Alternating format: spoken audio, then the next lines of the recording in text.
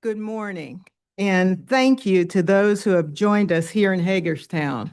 It's been a while since we were last here, and thank you to those who have joined us here in Hagerstown. It's been a while. Good morning, and thank you to those who have joined us here in Hagerstown. It's been a while. Good morning, and thank you to those who have joined us here in Hagerstown. It's been a while. Good morning, and thank you to those who have joined us here in Hagerstown. It's been a while. Good morning, and thank you to those who have joined us here in Hagerstown.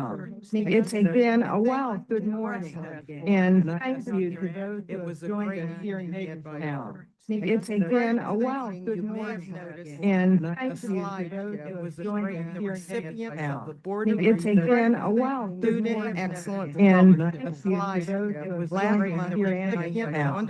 It's been a while. Student excellent, and thank you to those who have joined us here in Hagerstown. It's been a while. Student excellent, and thank you to those who have joined us here in Hagerstown. It's been a while. Student excellent, and thank you to those who have. We honored one freshman or sophomore, one junior or senior, and one professional or graduate student.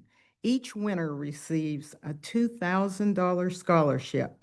I am always truly amazed at the caliber of our outstanding and accomplished students.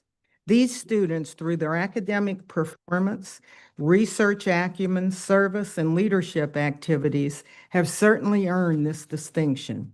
Their names have been noted on the agenda and will be entered into the meeting minutes. Please join me in congratulating them.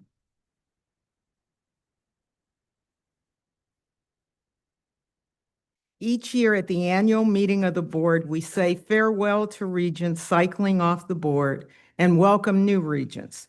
I'm going to save my farewell until later in the agenda.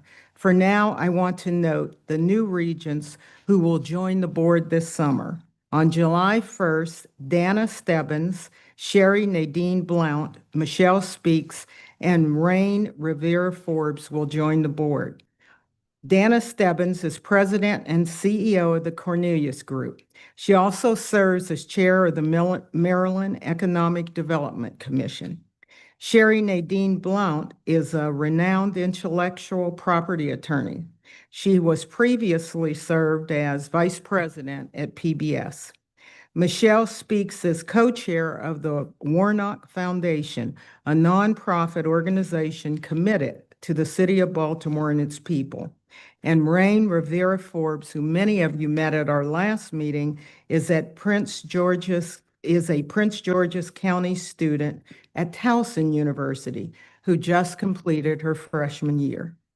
As we move through today's agenda, the themes of budget, challenges, and uncertainty will be intertwined with many other topics.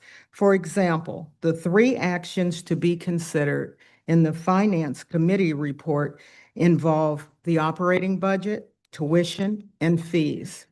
At our last board meeting, the chancellor outlined the confluence of events: a state budget shortfall projected to reach $6 billion in 2030, a shrinking federal workforce, and drastic cuts in federal funding. That creates a challenging outlook for this system. I know the chancellor will talk to you more about this in his report. Clearly, these are very difficult times and demand belt-tightening and tough decisions. But as we act to address our challenges, we can't lose sight of the fact that we do so much to position ourselves with genuine strength. We started this year with our second highest undergraduate enrollment ever and ended it graduating 42,000 students. Our annual economic impact on Maryland is more than $10 billion, supporting more than 55,000 jobs. Our faculty are bringing in more than $1.6 billion a year in research and developing funding, leading to breakthroughs that improve the lives in Maryland and beyond. Over the past decades, our effectiveness and efficiency initiative has yielded more than $1.5 billion in cost savings. And more than half of our undergraduate students graduate without any tuition debt whatsoever. It's easy to see why, at a time when higher education skepticism is on the rise across the nation, Marylanders' confidence in the USM and our work remains strong. As we address the fiscal challenges ahead of us, the board will remain committed to ensuring the USM's tripart mission of education, research, and service continues to advance, and our commitment to access, affordability, and excellence remains steadfast. Turning to our agenda, our public comment, we will hear from our host. After the public comment, we will hear from our host this morning. Executive Director Jacob Ashby from the University System of Maryland at Hagerstown. Our education forum this morning is titled Tackling Complexity, USM Research at the Intersection of Science and Society, and will feature Vice Chancellor Michelle Masucci and presenters from UMB, UMBC, and UMSIS. And after the education forum, Chancellor Perman will deliver the annual report to the board. Ms. Wilkerson, the floor is yours.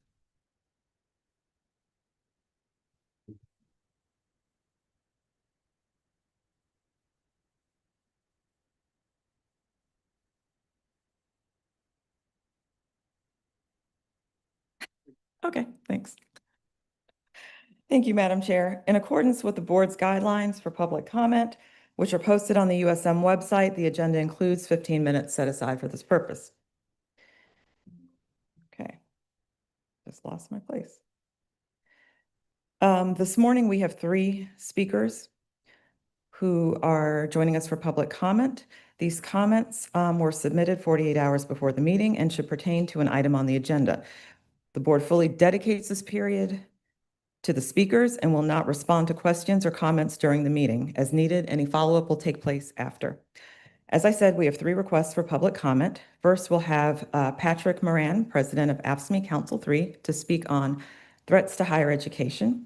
Our next speaker will be Catherine Wasden, associate professor in the Department of Classics from the University of Maryland, College Park.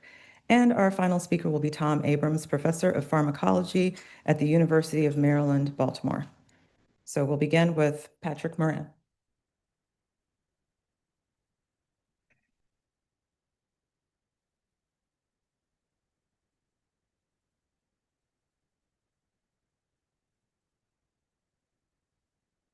Good morning, members of the Board of Regents.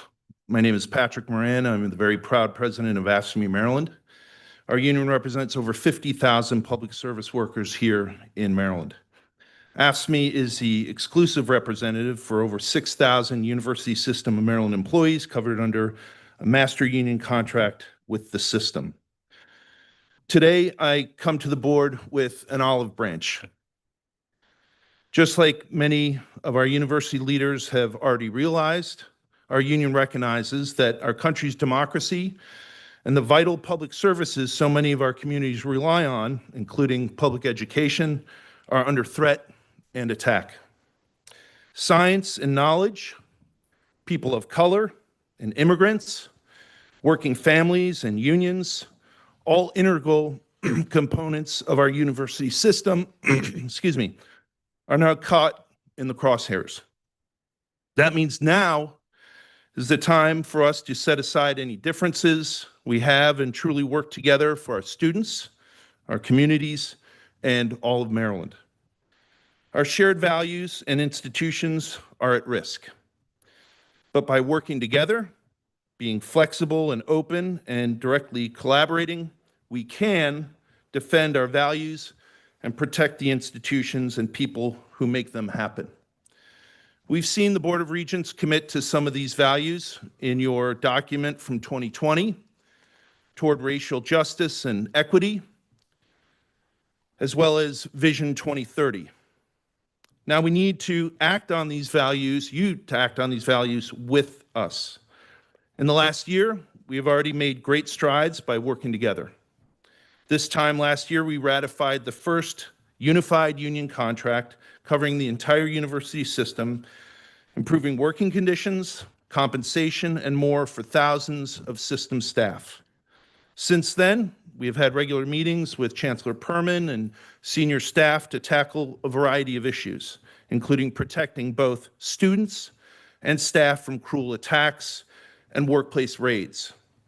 And during our last legislative session in Annapolis, USM leaders even acknowledged the important role of AFSCME in helping secure critical funding for the system and push back against additional cuts. All of this is a start. But in the face of these very real and critical threats, we want to and we must make more progress together. Evaluating the use of costly vendors and expensive contracts, reducing a reliance on contractual employees, and listening to your staff's input on how departments, teams, and other functions can be improved. All of these things can be done before deciding to make devastating cuts to your personnel, especially those on the front lines. On behalf of our union, I am offering to sit down with anyone to have direct dialogue. As the ultimate decision makers for the system, you must navigate the university system through this period of uncertainty. We want to work together and succeed together. I hope you will take our union up on this offer so we can make these challenges together, take on these challenges together.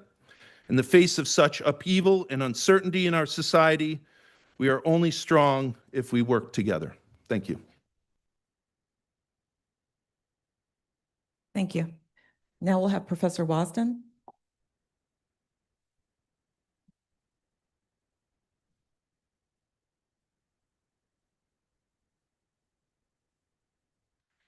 Good morning. My name is Catherine Wasden. I'm an associate professor at the University of Maryland College Park, speaking on behalf of our chapter of the AAUP, the American Association of University Professors. We started this meeting by honoring outstanding students, and we'll soon hear about new educational programs. But for faculty to continue to fulfill the educational mandate of USM institutions, we need active shared governance. We at the AAUP are particularly concerned about recent attempts to limit IT access for shared governance bodies and individual faculty. These concerns are illustrated in two cases. First, Bowie State administration threatened to prevent a faculty-led no-confidence vote in their provost. And for that, you can refer to the Bowie State resolution passed by QSEF in your materials.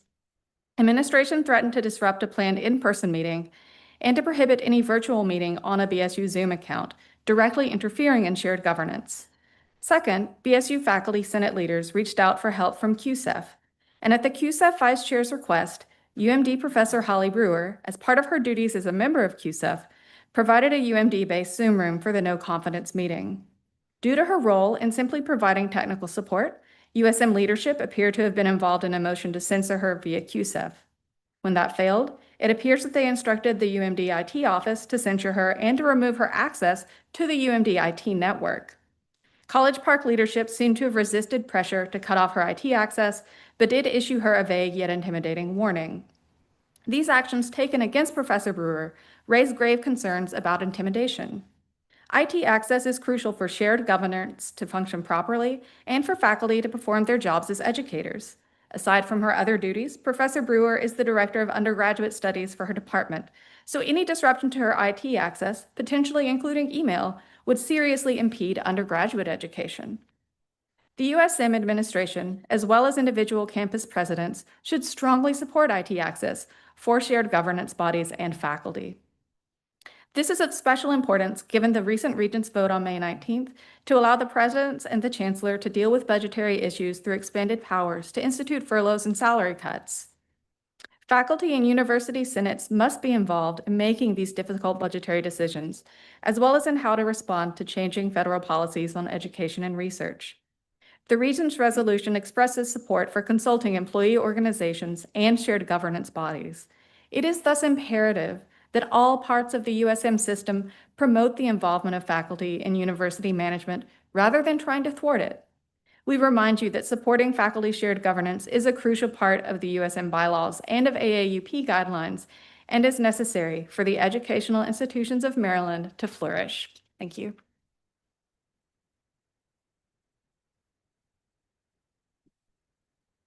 Professor Abrams?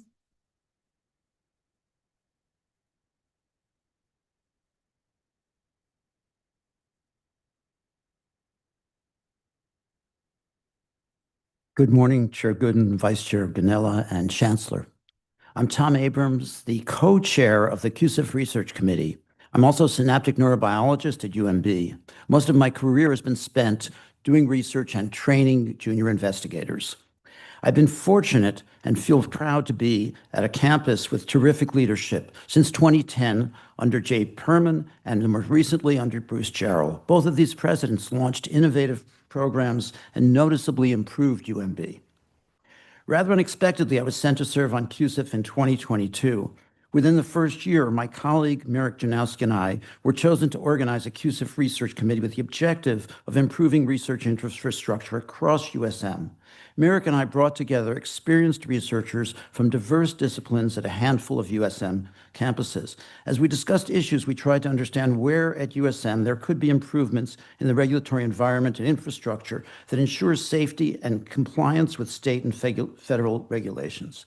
I learned early on that not only did the research committee have no real resources, but Michelle Masucci, who was recently hired as our vice chancellor for research and economic development, had a very limited staff. And I should say we're very lucky to have the leadership of Michelle. So it was essential that we consider changes that could improve efficiency, but that would reduce rather than increase expenses. I want to say a word about shared governance. Shared governance is not about dividing of power. Rather, it is about effective collaboration among entities within the university system who have different expertise and different vantage points. Collaboration has the potential to make our universities far more effective. Loosely quoting from the CUSIF Constitution, CUSIF advises the Chancellor and reports regularly to the Board of Regents and makes recommendations on system-wide matters to which faculty brings special expertise. Research is clearly one such area. So I turned back to the research committee. By having colleagues from across multiple campuses sit together, we began to realize that a broader range of possibilities existed for research infrastructure and regulations, possibilities that had the potential to lead to substantial increases in efficiency. I was also extremely surprised by novel understanding that we reached about obstacles to successful commercialization of discoveries at USM. Overall, we envisaged innovations that could benefit our university budgets and the state economy.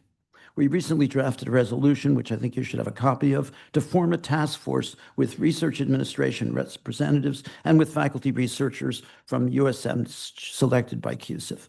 The current inconceivable reductions in federal support for scientific research, which threaten our research institutions and our whole society, should be met with innovative responses. The task force we propose has the potential to conceive of novel strategies that could not be developed if we sit in isolation in our individual communities, within the medical school at UMB, for instance, or within the School of Engineering at College Park. So this is the time to develop fresh concepts. This is the true potential of shared governance at its most challenging time. Thank you for your attention. Thank you. This concludes public comment. Thank you for the presentations, and Dr. Ashby, the floor is yours.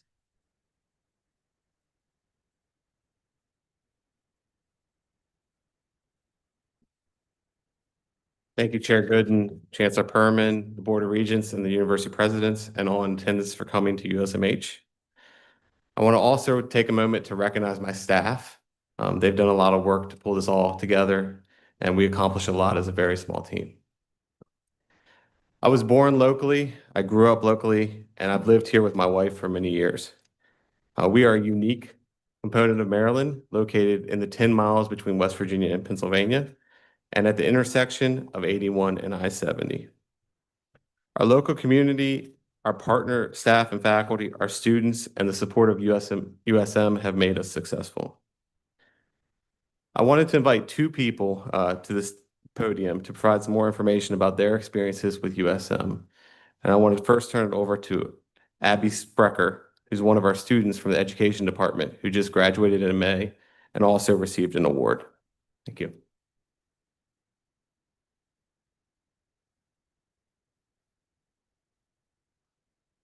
Hello, I am Abby Sprecher. Like he said, I just graduated recently from Frostburg, but I attended USMH. Um, just a little background about me. I grew up in Smithsburg, Maryland, so that's about 10-15 minutes from here. Um, and after graduating from Smithsburg, I went to HEC for 2 years to get my associate's degree. I did not plan to come to USMH in the first place, actually, to start. I was going to attend Shippensburg University, and my plan was to commute there every single day. I learned very quickly that that was not an ideal situation for me at all, driving up and down 81 every single day to go to classes, all while paying the full tuition because I would also be out of state.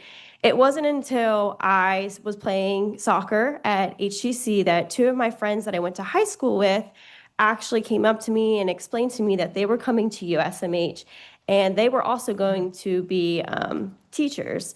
And I knew from a young age that I wanted to be a teacher. It was just my calling. So after talking to my friends and hearing all of the benefits of coming to USMH, I knew that I needed to make the switch very quickly. I went to my advisor at HGC and I told him, I said, I need to be on a course load so I can stay in Maryland and go to USMH.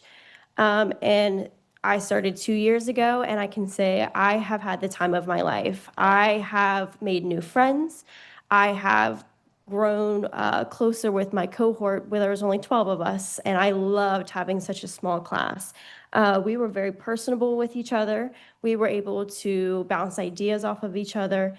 And I got to get very close with my professors as well. All 4 semesters that I was at USMH, I had wonderful, wonderful professors who I still talk to this day because they really want me to succeed in life. I will say that while I was at HEC and at USMH, I was a full-time substitute in Washington County Public Schools and working at Girls Inc. of Washington County. Both of these helped me to become the educator that I am today. And the only reason I was able to do that was because of USMH, because they had evening classes. So I was able to work during the day and provide for those students. As an education major, I had to complete my student teaching experiences in Washington County, which is where I now have a job. And I was able to stay in WCPS for all 4, which helped me to promote myself as an educator and grow my experience across multiple schools in Washington County. I met wonderful educators, mentors, and principals along the way. I learned the curriculum in WCPS. I learned how to manage behaviors and provide the best education possible for my students. And I wouldn't have been able to do that without the professors, my classmates, and all of the staff at USMH helping me along the way and providing me with the degree that I earned a month ago today. Just some things about USMH. I will say, like I said, it is so close to home for me. This place became my home very quickly. I came here every evening to take classes, and I was able to use the building to study, for Wi-Fi, for anything that I needed. And that was such a big help with the course load as well. Another thing that I received a lot of scholarships. Like I said, Shippensburg did not offer me that. And being able to come to USMH and graduate debt-free was such a blessing on my part because now I'm able to go into my classroom at Old Forge, which is my dream school, and I can focus on teaching the students instead of trying to pay back all of my bills from university. Finally, now that I've graduated, like I said, I have a classroom in WCPS at Old Forge, which is my dream school, and I am going to start in the fall with 27 students in 3rd grade. And I am so excited. And like I said, I could not have done any of this without the help of USMH, between being close to home, the affordability, and all of the wonderful people I've met along the way. So I'm just so blessed and grateful for everything that USMH has done for me over the last 2 years. Thank you.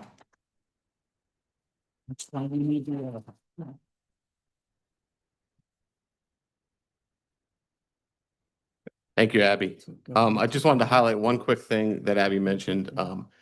Since the opening, USMH has given almost $1 million in scholarships raised locally in the community from people in the community. So I just wanted to highlight that.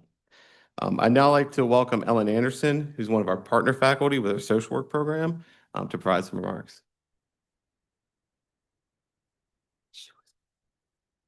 Good morning. Welcome to Washington County and to USMH. We're so happy that you're here, and I'm really glad I had the chance last night to meet and speak with many of you at the Boxcars game, and you were able to learn a little bit about our aviation history, the industrial history of Hagerstown and our region through that.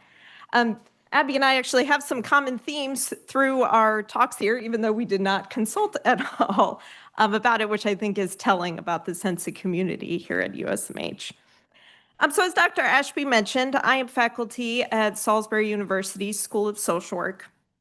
I have taught full-time for 8 years here in Hagerstown, and before that as an adjunct. In addition to our campus in Salisbury, we offer social work degrees online at 4 regional locations here in Maryland, as well as in Germany at the UMGC Partnership Program for Military-Connected Students. Salisbury's social work program began here at USMH in 2007, which was shortly after the building opened. We currently have over 50 students who represent a wide range of ages, life experiences, professional experiences. Some students are entering the program soon after their community college experience, perhaps soon after, prior to that being in high school.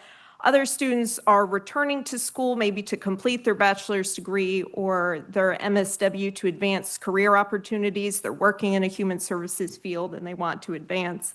As well as another group of students who are mid-career or midlife career changes who are coming to social work from a really wide variety of backgrounds. Despite or with all of the diversity of our students, the one thing they have in common is that they have a deep connection to Western Maryland. Their family is here, their jobs are here, life is here in Western Maryland. And so often students tell me that the only reason they're able to go to school is because school came to them here in Hagerstown in Western Maryland. And in addition to that importance of school being right here at home, as Abby spoke to, there is also a sense of community. To have the connections with their peers together in person in a physical classroom in a world that's increasingly digital is very meaningful to students. USMH provides that opportunity for them to obtain their degree right here in person at home.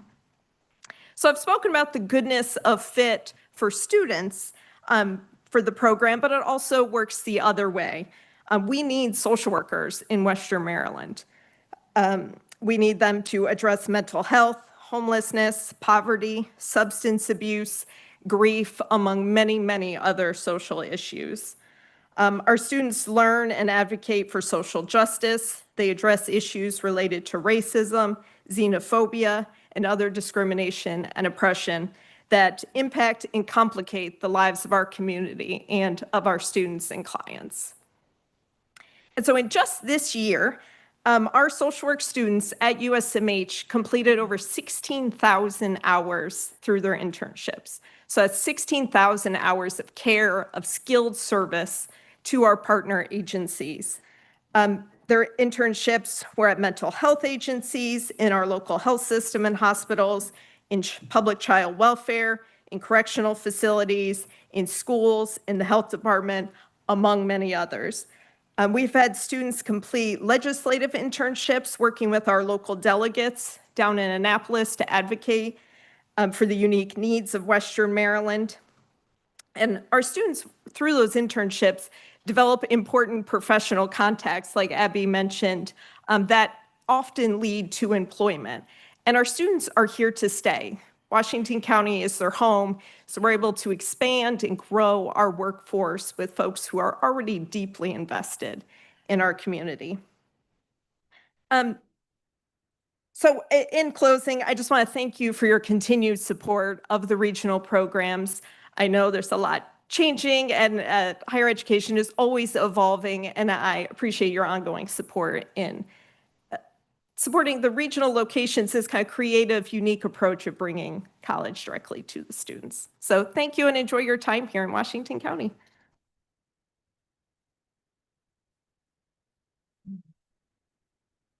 So just in closing, there's great discussion in our society about the affordability of college and the ability to find a job after you graduate. And the uniqueness of the regional higher education centers is that we've been connecting the pathway from high school to the community college, to the four-year institution, and to the job placement in our community since we opened. And so it's an opportunity for us to serve as a beacon to continue that work and to guide that work. And we are currently this year celebrating our 20th year here at USMH, and we look forward to many more years of doing this work. So thank you. Thank you. And again, thank you, Dr. Ashby, for you and your team's hospitality, for a wonderful evening last night, and for showcasing the real value of regional higher ed. We'll now move to the Education Forum. Our topic today is Tackling Complexity, USM Research at the Intersection of Science and Society. University research over the years has profoundly benefited this country at the macro and micro levels. Research has improved our lives and well-being through social and public health policy and advancements in medicine. It has fueled the nation's economic growth through innovation and workforce development and advanced national security. And research has made higher education a premier destination for study and leadership development. This is not an exhaustive list, but I think you start to get the point. Research is unequivocally core to the USM's mission. As Chancellor Perman has said, defending science and scientific inquiry is vital right now. As board members, it is important that we understand both the broad and aggregate impact of research across the USM, and also hear the unique impact of individual stories from our faculty, students, and staff. Vice Chancellor of Research and Economic Development, Michelle Masucci, has brought together a handful of faculty members across the USM to talk about their research. During this forum, Vice Chancellor Masucci will also discuss the impact of recent changes in the federal support. Dr. Masucci, the floor is yours. Thank you, Chair Gooden. It's a pleasure to be here with you this morning. Chancellor Perman, good morning to all of the regents, presidents, colleagues, and guests. I'm really pleased to be able to take time out of our busy days to focus on research because we do actually have such an outstanding research enterprise across the system. I'm not going to spend a lot of time at the beginning of this session talking about research. I would really like to have you experience and understand the work, the amazing work being done by the presenters, and then we'll focus on some of these dynamics that we're facing on the national scene at the end of the presentations. I'm going to introduce all of the presenters first, and then I'm going to have you come in the order that I actually announce your names, and we'll take it from there. So first today will be Dr. Stuart Martin, who is the interim chair of the Department of Pharmacology and Physiology, the deputy director of the Marlene and Stuart Greenbaum NCI Comprehensive Cancer Center, and then followed by Dr. Jin Zhang, who is a professor at the University of Maryland Center for Environmental Science, and the director of the Global Nitrogen Innovation Center for Clean Energy and the Environment. And I should have mentioned that Dr. Martin is part of the University of Maryland, Baltimore. Dr. Vandana Janeja is a professor of information systems and the associate dean for research in the College of Engineering and Information Technology at UMBC. And Dr. Nilanjan Banerjee is the professor of computer science and electrical engineering at UMBC. So each presenter has been asked to talk about 5 minutes. There should be slides for everybody. So without further ado, Dr. Martin.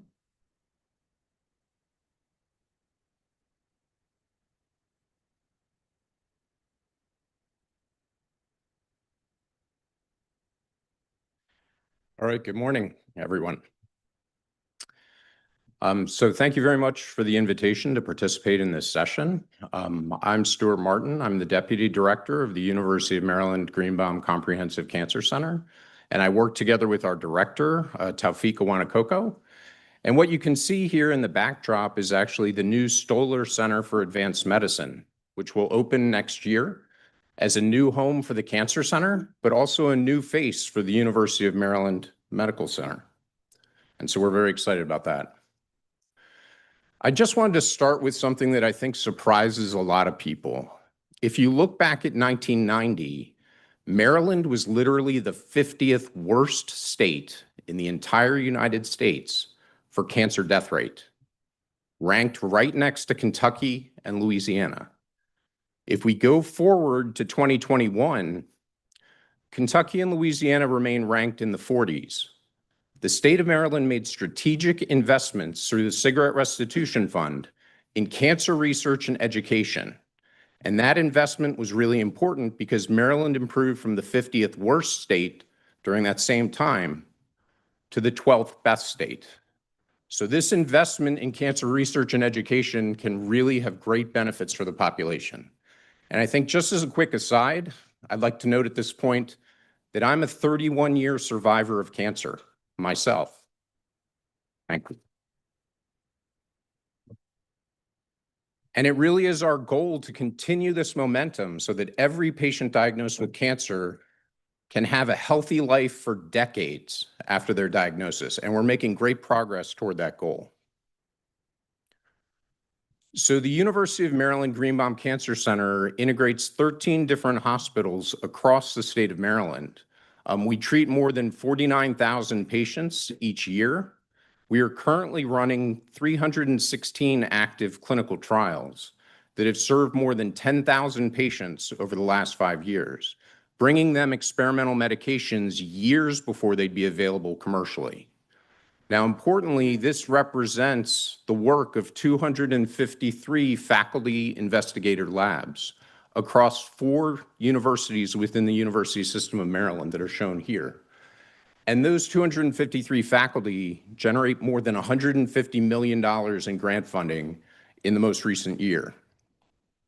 In addition, we leverage resources across the state of Maryland, including the IBBR and the new Institute for Health Computing in Montgomery County. And University of Maryland Cancer Center investigators have made very important discoveries, highlighted here by the work of Dr. Angela Brody, who discovered a class of drugs called aromatase inhibitors for breast cancer. Now, these aromatase inhibitors are helpful for up to 75% of breast cancer patients and have been used to treat millions of patients nationwide. So today, for this quick highlight, I'd just like to highlight another recent discovery in our cancer center, which is that tumor cells that enter the bloodstream generate these tentacles on their surface that we discovered here at University of Maryland, and we named microtentacles. So what you're looking at here is a tumor cell from a blood sample. The smaller cell is a red blood cell, but you can see the larger cell is a tumor cell that's generating these tentacles on its surface. And so what we've been able to show that these tentacles can do is help the tumor cells embed themselves in distant tissues and also form clusters of cells when the cells enter the blood. And the reason this is important is because those clusters of tumor cells have up to 50 times higher metastatic potential, the ability to spread through the body. And I think, as we all know, cancer is most dangerous when it spreads from the original site to distant tissues. All right, so what we needed was a technology to actually measure these tentacles accurately. And for this, we worked together with the bioengineering department at College Park and the laboratory of Chris Jewell, together with 2 trainees in my lab, Julia Jew and Darren Gilchrist. We developed a technology and patented it called the tether chip, which is shown here. And what the tether chip does is it holds the tumor cells in place and allows us to image their microtentacles. It also allows us to analyze their ability to cluster, their capacity for self-destruction, and their stem cell characteristics. The reason this is important is those are all markers of their ability to metastasize. And these are things that we can measure using the biopsy cells from a patient and measure their ability and their drug responses in less than 24 hours. So this gives us the ability to target the most effective drug to the individual patient. And those are the studies that we have ongoing now. And so just quickly to see this in action, working together with the physics department at College Park, what we're able to see in these movies here is if you look at the image on the left, we can see the tentacles moving. Because of the technology of the tether chip, the cell is held in place. And the physics group here, Wolfgang Loser and Echo Ori, wrote a computer program for us that in the right image you can see is automatically counting the tentacles. So we can judge the drug response of those tentacles in actually less than 1 hour. We can see that response. And so this is what we're carrying forward. I would like to highlight right here at the end that the tentacles occur in cell types that represent more than 60% of human solid cancers. So this discovery may allow us to more effectively treat many types of cancer. And so in closing, of course, I'd just like to thank the members of my lab who did this work, our clinical collaborators within the Cancer Center, but then particularly our bioengineering and physics collaborators at University of Maryland College Park. We've been supported by a number of different funding mechanisms, including Maryland TEDCO and the Maryland Cigarette Restitution Fund. But as one final reminder here, the people who actually do this work are the young students and trainees in the lab. So we absolutely are thankful for all the efforts that you all have to continue our cancer research enterprise and the education of both the students and the public. So thank you very much.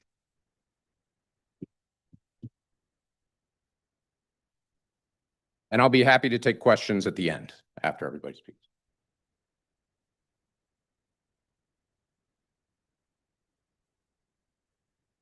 Good morning.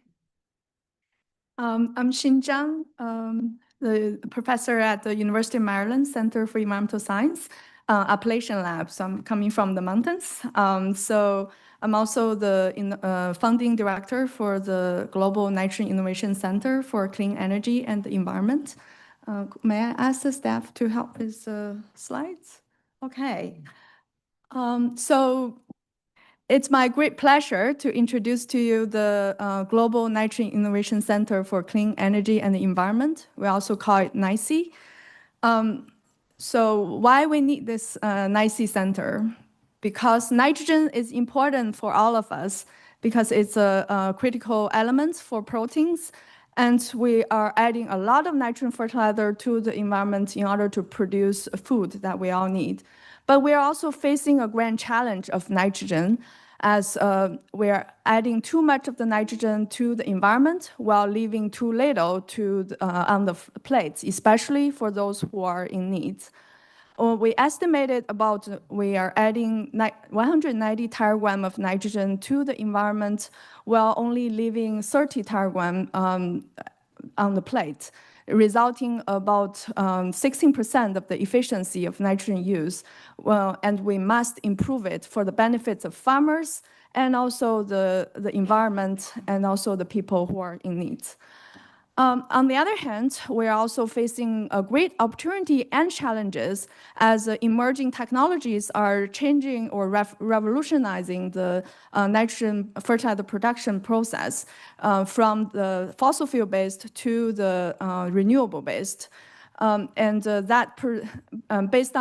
Because of those technologies, that enables the farmers can actually produce fertilizer on farms and also provide the opportunities for using the ammonia nitrogen as a fuel for decarbonizing the shipping industry.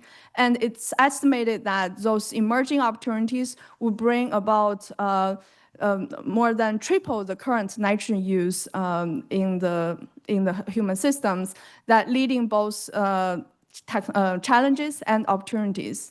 So to tackle those challenges, we established this Global Nitrogen Innovation Center, which is jointly funded by the National Science Foundation in the US, in Canada, and its counterparts in Canada and UK. And the overarching goal for the center is to enable and accelerate social, economic, and technology innovations for sustainable nitrogen management with a users-inspired and data-driven approach. And we have one of the initial focus is on the emerging challenges and opportunities presented by the renewable-based nitrogen, also called green ammonia. So this Global Nitrogen Innovation Center is a true transdisciplinary and transnational collaborations with more than 25 partners in 8 countries, involving people from the academia, public sectors, and private sectors. And as I said, with the joint efforts from those 3 major countries, US, Canada, and UK, we have over $10 million for the next 5 years, and it enables further development. So there are 3 major functions of the Global Center. The first one is the information hub. Through the collaborations, we leverage the existing data and the state-of-art cyber infrastructure to monitor the life cycle and effects of nitrogen in the agriculture, food, and energy system. And we are also, the second function is an innovation platform. We work with a wide range of stakeholders to facilitate the co-development of technology and social economic solutions, that bridging the gaps between the technology innovator and users. And our efforts range from the experiments that doing in the lab, on the field, to the workshops and meetings in the classroom, trying to engage more stakeholders and bridging the gaps between the users and the technology innovators.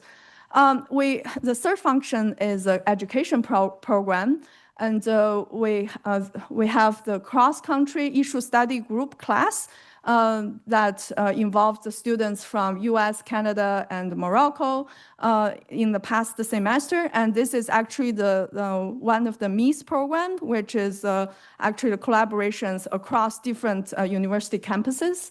And we also coordinate this Students Nitrogen Summer Institute to further bridging the gaps between the students and the stakeholders. And further, we're establishing the internship program at various international and national organizations. So even though we are less than 2 years old, we have already projecting the influence on the global scales. And we have further spun out 3 major programs, including one international nitrogen initiatives that's aiming to bridging the gaps between the research and policy, involving many more countries around the world. And meanwhile, we have supported the development and deployment of the first scalable green ammonia production systems in Manitoba, and started the on-farm testing and evaluation. Meanwhile, we also co-led the development of a new data domain at the Food and Agriculture Organization at United Nations, focus on tracking the cropland nutrient balance. And then further, because of our expertise in this area, we were invited to contribute to the inaugural issue for Nature Review Clean Technology to discuss the perspectives of green ammonia development. So we are very proud that all those global efforts and impacts are actually rooted in Maryland, with a very strong and expanding collaborative networks. And so it's always my dream to have Maryland as a global hub for nitrogen innovation, and I think we are well on the way. So if I may just use the last 15 seconds to shift gear a little bit, I want to share that in the past 10 years, USM invested in my position for about $1 million. And meanwhile, we are bringing, I am bringing the grants and contracts for about $10 million. So I know that, so that would roughly account for investment on returns for whatever percentage that you can come up with. But the point I want to make, and I know that many of my USM colleagues are making a much better the returns. But I do want to make the point that your investment in environmental research does create real jobs. And also, besides all those social and environmental benefits, it also can benefit the environment for the economy. And with that, I would like to thank you all and looking forward to connect.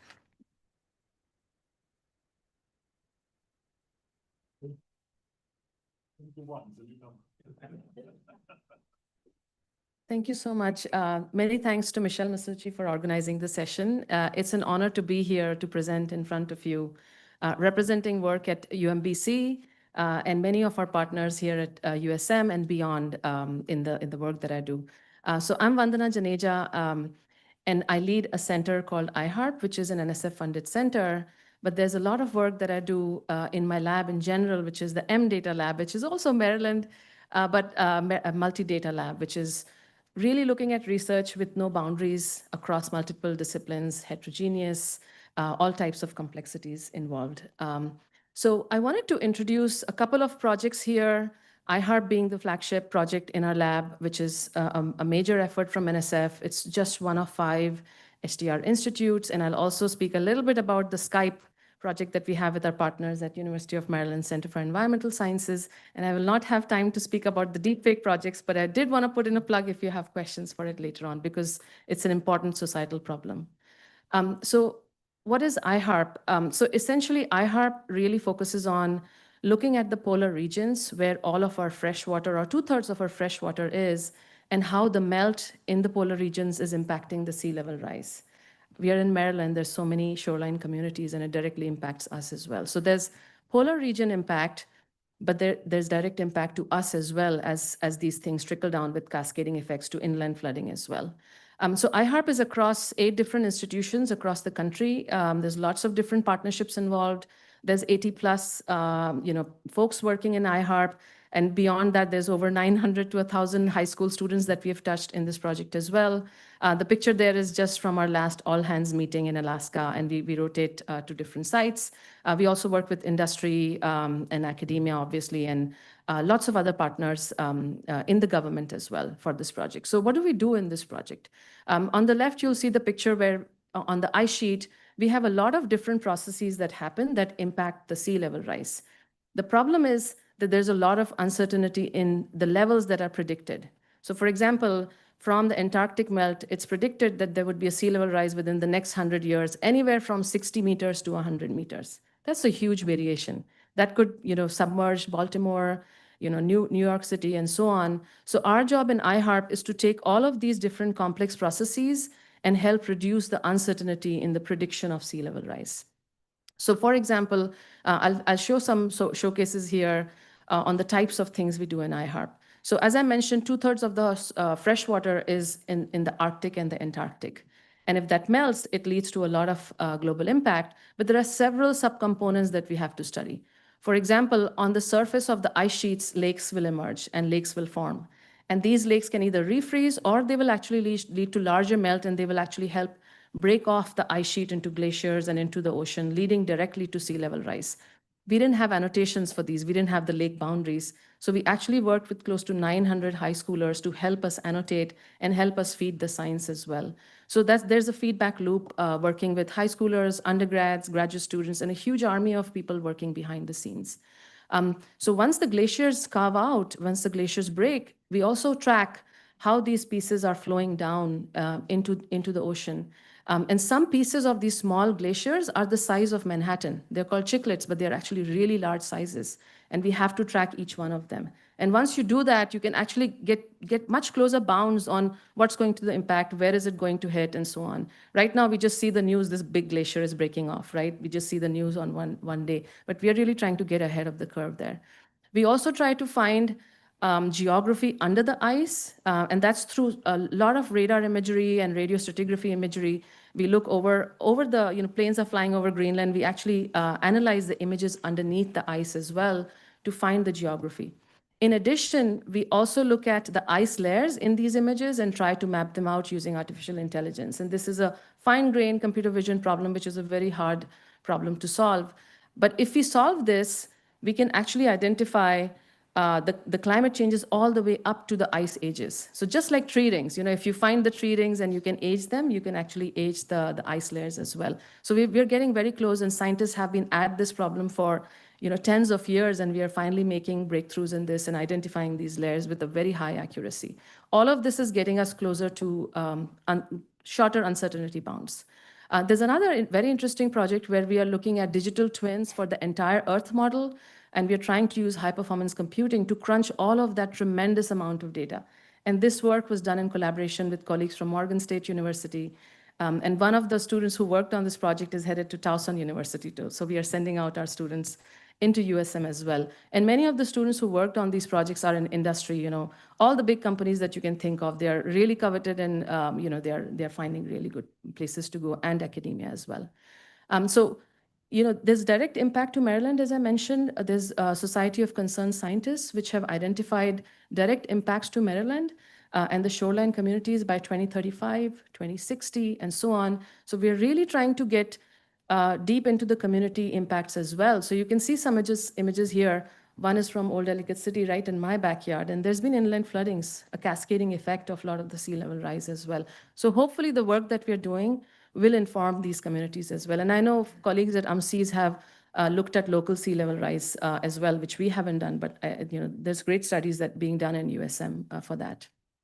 So speaking of UMCs and our colleagues, we have a new project funded by National Science Foundation, where we are now getting into the local aspects of Maryland as well. So how can we train our scientists, environmental research scientists, in artificial intelligence and high-performance computing to do some of these challenging things and to look at these massive amounts of data. So we work between campuses, we exchange ideas on high-performance computing training, we exchange ideas on the science. We have written a lot more science just since this project came along, and it's created a very nice ecosystem for us. And at the bottom there, I've also showcased a program that we run at UMBC called the Data Science Scholars.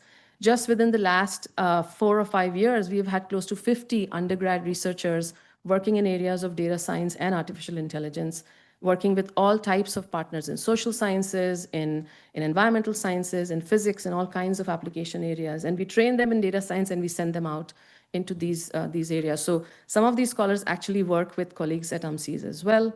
And we recently ran a couple of very interesting workshops. One was at UMBC for high-performance computing, another at IMET, just training colleagues in the new wave of generative AI. What do we do with this? What do we do with ChatGPT or any of those types of applications that are coming up in our research? And there you see a colleague of mine, she's talking about GitHub. And many folks had used this technology for a while, but just after this workshop, they were interested in trying out new things. So new ideas are emerging here as well. And Jin is also one of the colleagues on this project, along with Dr. Coles at UMCs. So with that, I will stop, and happy to answer questions when we come back. Thank you.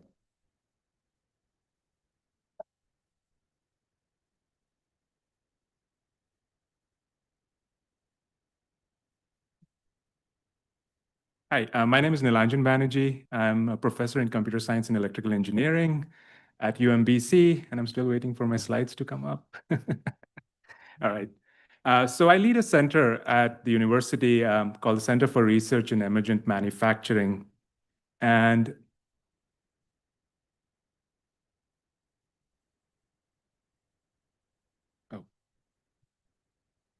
so what do we do at the center? So we are building tools that help build digital threads in supply chains. And the supply chain that we are focusing on right now is the XM30 supply chain, which is the next combat vehicle that the US Army is building, as well as supply chains for legacy systems like the Bradley, which was the previous combat vehicle that the US Army was building. So essentially, building tools that can help create those digital threads. And one of the unique things about the center that I'm leading is we are not only doing like TRL2 and TRL3 level research, where we're building basically research tools, but building them into systems that can then go into production at the level of like TRL3, TRL4, and TRL5, as well as TRL6.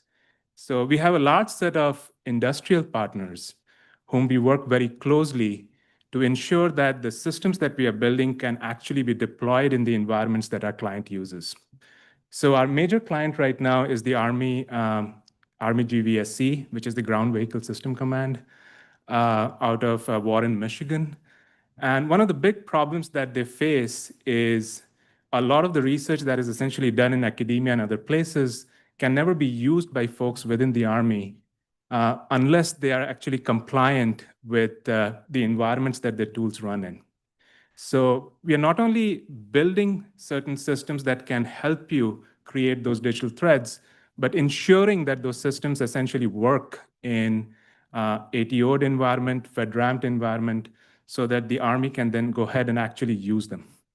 So this particular group is a combination of industrial partners like CCAT, Pratt Miller, and CMS, as well as we have partners from educational institutions like George Mason and Dearborn, Michigan, who help us actually build these tools. Just to delve a little bit deeper into what our areas of focus are, of course, we are building digital threads and environments. So these are production quality tools that can potentially go into an environment that the Army is using for building these digital threads. We have been applying machine learning for various digitization efforts, and I'll give you a couple of examples. And finally, we are also doing a lot of workforce development, basically courses and hands-on exercises that not only the federal government can use to upskill their workforce, but also manufacturers in this particular area and across the country in various places like digital engineering, operational technology, and cybersecurity. So we are very industry-focused center where our goal is to essentially ensure that industrial partners as well as the federal government can potentially get upskilled in various areas which are new to them, including digital engineering, machine learning, and artificial intelligence. I'll give you a couple of examples of the type of projects that we are working on. So one of the things that we are building for the US Army is these compliant environments where their vendors could potentially work in and be able to share data with the Army folks. So one of the big problems that the US Army usually has is a lot of the small and medium manufacturers do not necessarily work in environments which are compliant with the security standards that they would actually imply. So we are building these environments where they can potentially go in, they can do their day-to-day work and be able to share data and work collaboratively with the US Army. Another example of a project that we are working for the, again, for the Army is they have these very complex, like two-dimensional engineering drawings.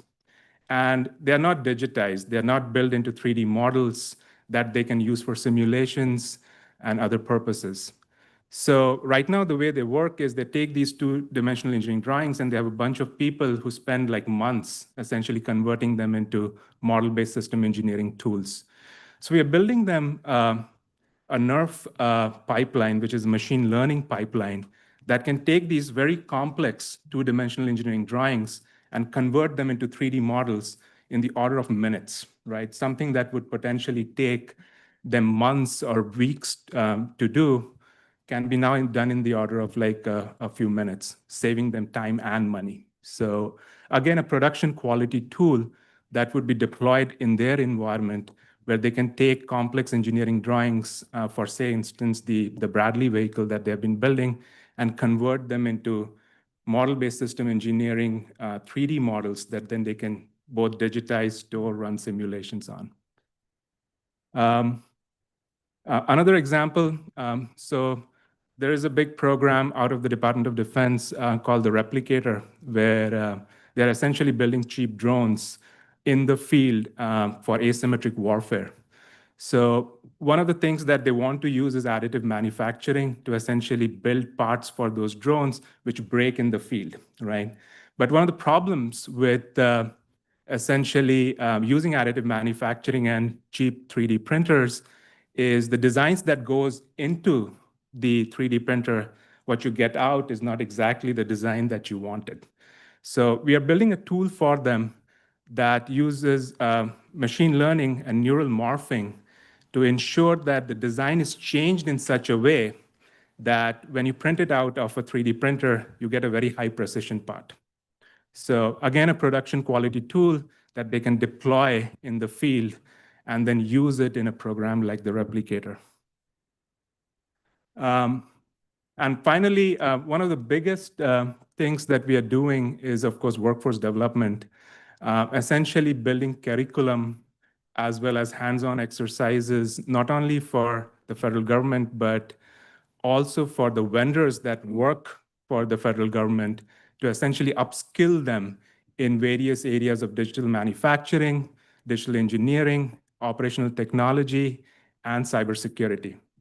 So at the university, under the center, we have a state-of-the-art facility, which we call the Operational Technology Cyber Range, which is like a smart factory floor, but completely programmable.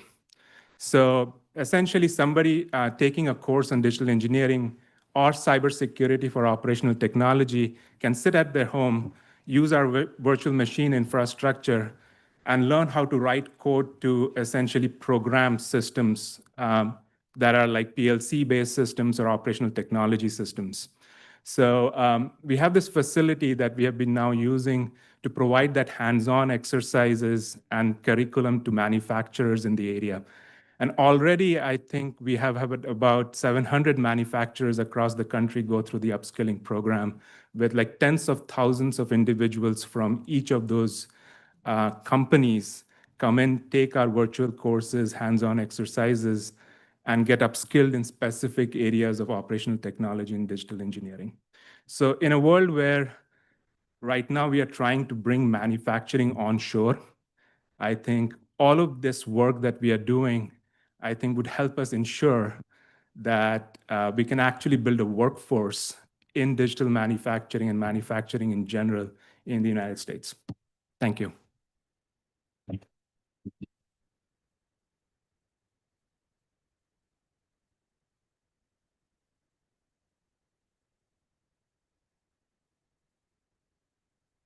Shall we give Stuart, Jin, Vandana, and Nilanjan one more hand?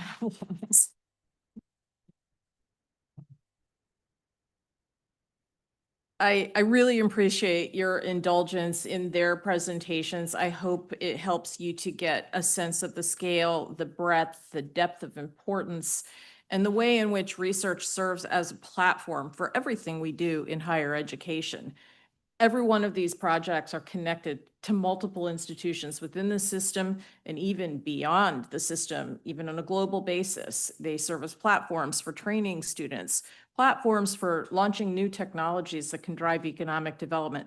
I don't think I need to sell all of you on why this all matters, but I also want to acknowledge a couple of other people in the room. So Vice President Carl Steiner is the Vice President for Research and Creative Achievement at the University of Maryland, Baltimore County, and Bill Dennison is the Vice President for Science Application at UMCS. They both are here, and both, along with Chris O'Donnell at the University of Maryland, Baltimore, were instrumental in helping identify faculty for this session. So I want to acknowledge them in the room, and I want to give Carl and Bill just a moment to say, what they would like to about the enterprises that they are leading.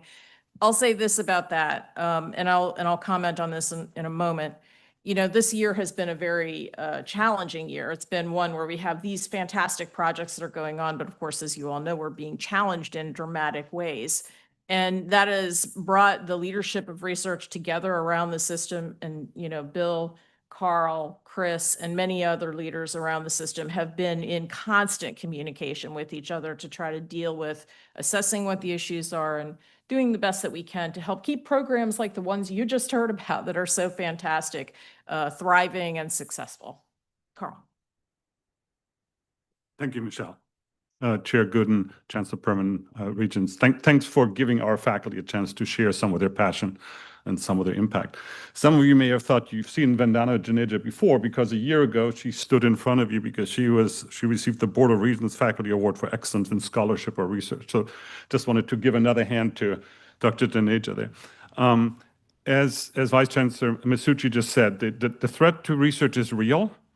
And I want to thank Michelle for getting us together on a weekly basis and more to have these conversations across the system, right? UMBC, as you know, is very proud to be one of the three R1 institutions in the state. And a lot of this transition that we've did over the last decade or so of not just building research infrastructure, but research culture across our campus would not have been possible without partnerships. There are partnerships across the room here. We're very proud of the very deep links with UMB, with College Park on a variety of programs. But we're just as proud, and with many of the other institutions that we work with, Bowie and UMSIS and Salisbury and Towson, on a variety of these programs that some of our colleagues talked about. But it would also not have been possible without taking advantage of the location of Maryland. We're very proud to be the number 10 institution in the country with NASA funding. Very, very close relationship with NASA Goddard. We're either number 1 or 2. I'm looking at Daryl over there. So we beat for number 1 or 2 in the number of people who produce talent for the national NSA, for the National Security Agency. They never give us the real number, so we know we're in the top there.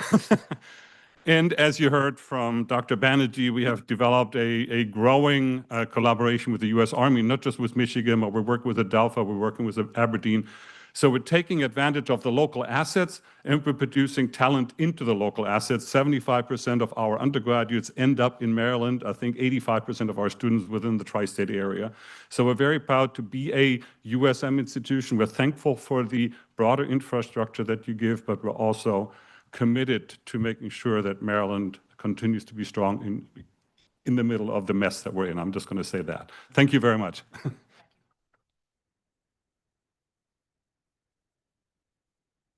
Carl gave a shout out to Vandana, but at the same Regents breakfast, Shin also received the Excellence Award for research. And they collaborate. Good researchers seek each other out. And one of the things I saw as a theme here is the amount of highly collaborative research that goes on and how important that is. It's important to solve the global issues we have. You've got to work together.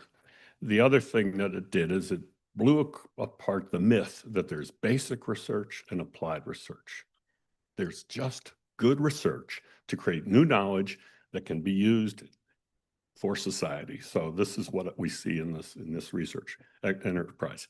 So 4 days ago, Fernando and I delivered the Chesapeake Bay report card. And the thing that this Chesapeake Bay report card, now that we've started from our natural science background, expanded to include social economic indicators, is that healthy communities create healthy ecosystems. You can't divorce those two. They're intricate. And what Stuart was showing about the cancer research, that we need more and more to put public health and ecosystem health together. They're integrated. They're not separate. We've got in our MEES program we've expanded our foundation Environment Society to Environment, Health, and Society. UMB is playing an active role now. We're collaborating with UMB researchers right now on a proposal to put human health together with ecosystem health. And I think that's important in our future. And the last thing I'll say is what so impressed me about these kind of research examples is that we're tackling the most important global issues, and we're doing it here in Maryland. So I think Maryland can become the hub of putting environment and humans together and solving these existential crisis that we're facing with climate and population pressures. Thank you for those great presentations. I'm inspired to go back to my job when I see those kind of things from our faculty. Thanks.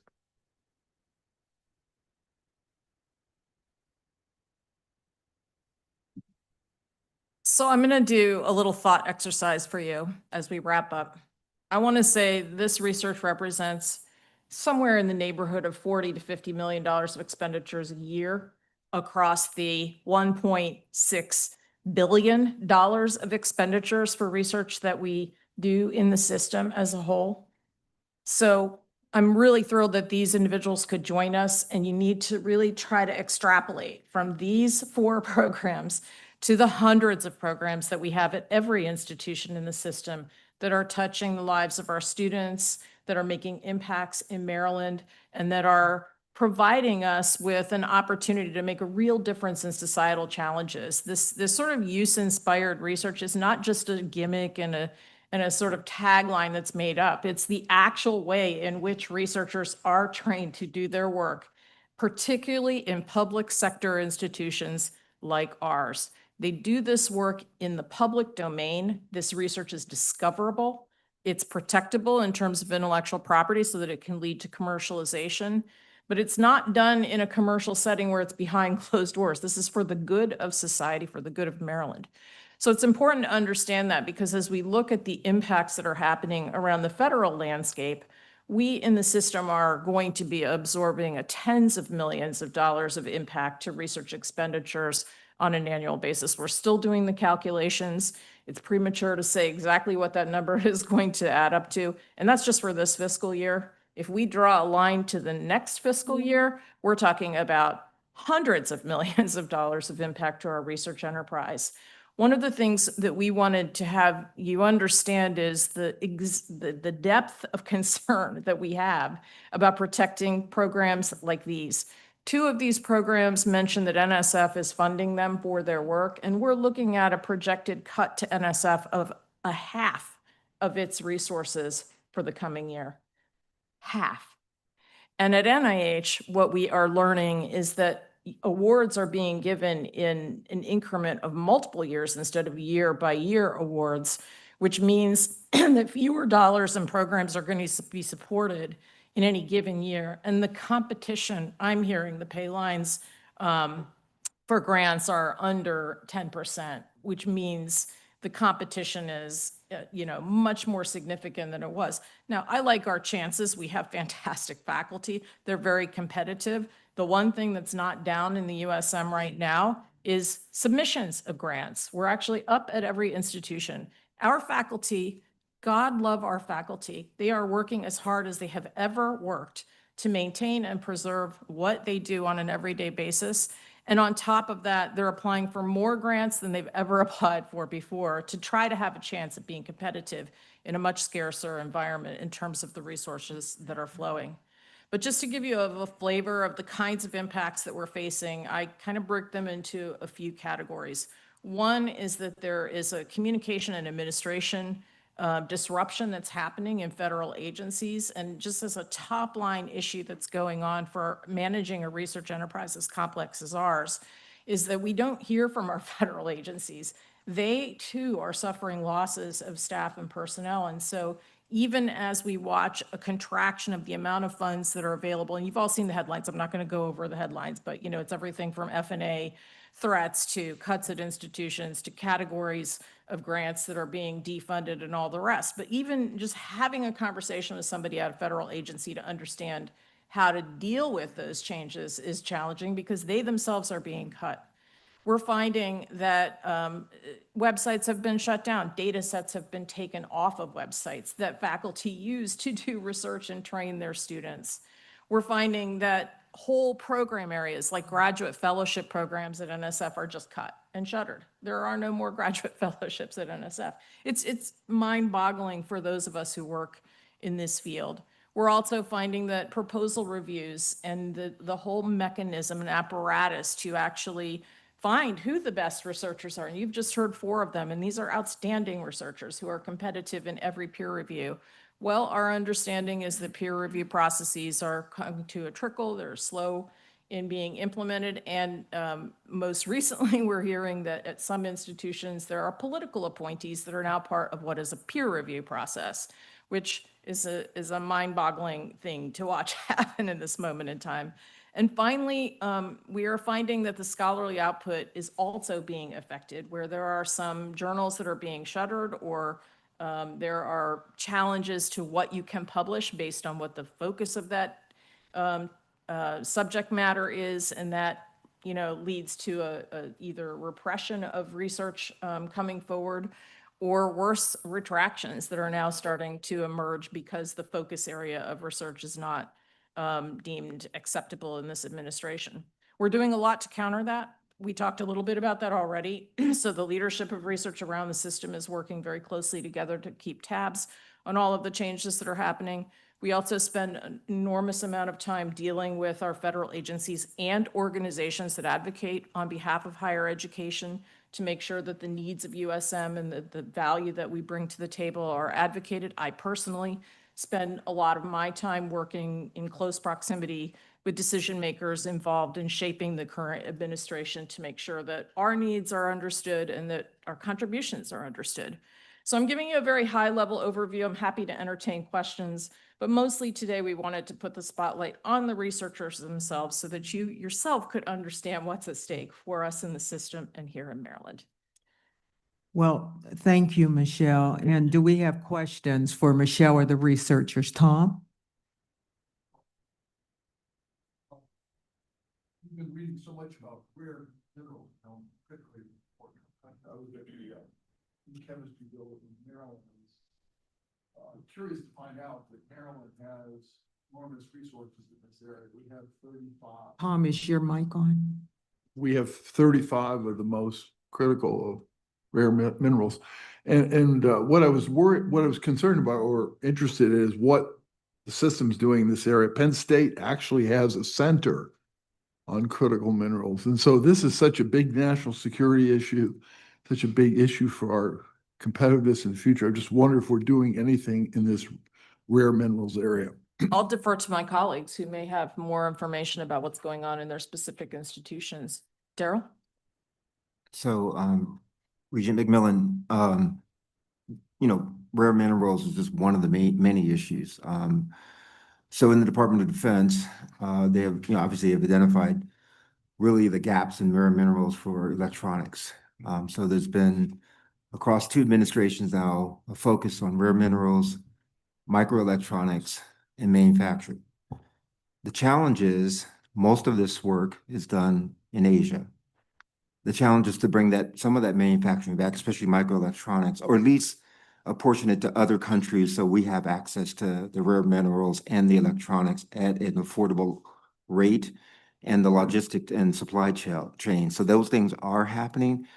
Faculty across the system do research in this space, but it's not really our job to get access to the rare minerals. It's really a federal problem and a challenge. And that's why the initiative at NIST was on manufacturing, the development of strategies for rare earth minerals acquisition, and then for us to work in concert with them to do the research. The reason I raised Penn State, I'm familiar with, has this center where they're looking to extract this from coal. I know the issue is extracting it, but given Maryland's plethora of resources, I just think it's a central focus of this administration, other administrations going forward. So thank you. Other questions? Yeah. Oh, sorry, Pete. It's okay. Just listening to the presentation and the depth of everything that's going on, one can't help but be concerned when you talk about cuts and what could happen. So I guess my question is there like a portfolio, a scenario portfolio of what if this happens, then we can pivot and do this to sort of protect as much as we possibly can rather than reacting when something happens? When you talk about meeting on a regular basis, are those the kinds of things that you're considering? Absolutely. And I have to say that it is a whole full throttle effort on the part of not only the system, but also our state government partners. So we in the system have been working with leadership, not only in research, but also in academic affairs and in finance to focus on exactly that prioritization problem that you identified.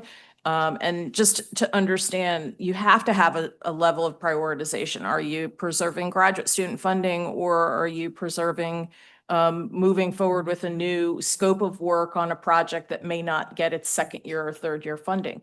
Those are the kinds of decisions that every single investigator is making right now because there's really not a funding agency that hasn't been affected.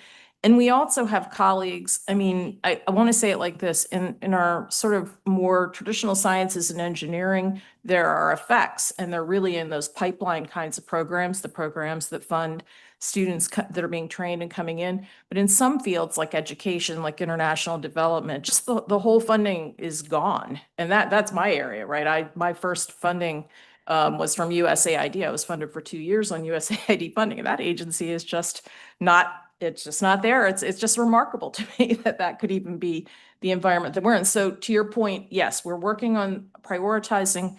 We're spending a fair amount of time this summer bringing leadership together to hammer out in much more detail how we might be able to identify some shared services on the research administration side, because that is also being affected by this. We've spoken here about the actual activities of research, but behind that is a whole universe of people that help make sure that the projects are being implemented with attention to the finances of funding, to the compliance that's required of funding, to maintaining the core facilities where the work is happening so that it can be functional, so that it can be up to date, that it can be meeting the safety standards that it's required to, not only by federal law, but also by our own state regulations. So we're meeting this summer to really start identifying, are there ways in which we can make sure that we're utilizing perhaps the data analytic capabilities in one place across multiple institutions, or to make sure that we're leveraging the animal care expertise that exists in one institution and not having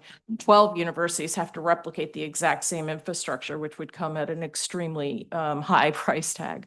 So that's just a small explanation. But I also want to say our state government agencies have been incredibly helpful as well. So we are working with a small coalition there, actually led out of Commerce, to identify where there are existing funds that might be able to support bridge funding for investigators, as well to bring in the longer term some flexibilities on awards programs that exist dotted across every state agency that we have, and to make sure that we do a better job of letting our investigators know where there are state resources that are available for them to support their research. Bill? Thank you. Michelle, I just want to thank you from the bottom of my heart and all of your presenters for bringing and highlighting this information. It is so important to get the word out, not only to the local community, but to the state and beyond, about the wonderful research that is occurring throughout the University System of Maryland. It's so beneficial in so many different ways and encourages, I think, economic interest from various sources, and it's just a wonderful thing. My other comment is, and this is in connection with Regent McMillan's comment, I think that there has been if I'm reading in the newspapers correctly, a recent deal between the federal government and Ukraine to access rare minerals from the land and bodies located within Ukraine. And I don't know whether that connection, that contract, could be beneficial ultimately to the system. I don't know if anybody has any thoughts about that, but I think that's a pretty significant transaction.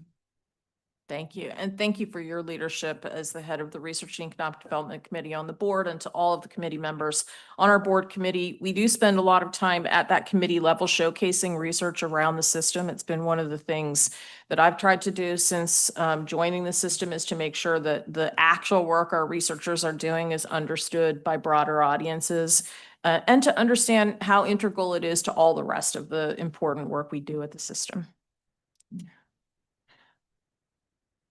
Yes, Chancellor.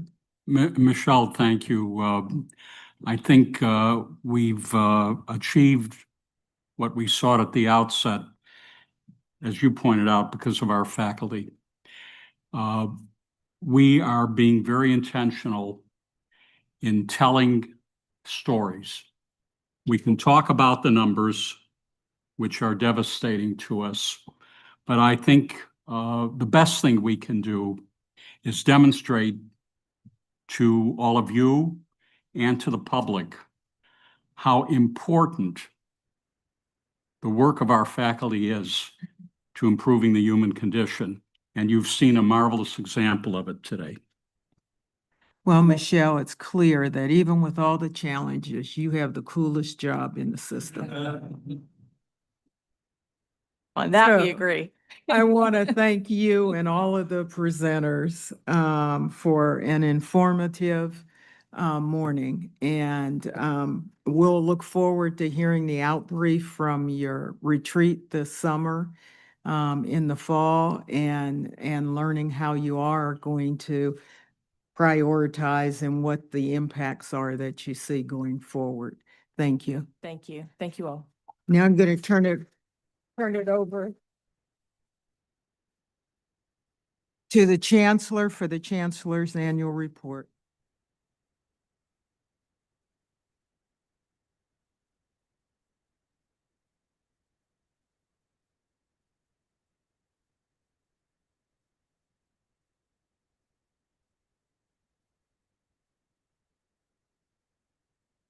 Let me thank Dr. Ashby, his wonderful staff here at Hagerstown, for hosting us today, for a terrific time at the ballpark last night.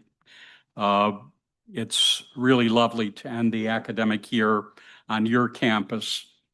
And I think your student and our Salisbury faculty member here at Hagerstown, who spoke so passionately today, demonstrate the importance of this regional higher education center and, of course, our 3 regional higher education centers. It means something to people. I am particularly grateful to the faculty panel, as I mentioned just a moment ago, who shared their research with us. It's a powerful reminder of what we lose when university-based research is threatened. Because I'm not being hyperbolic, it imperils the welfare of the American people, and frankly, the strength and security of the nation itself.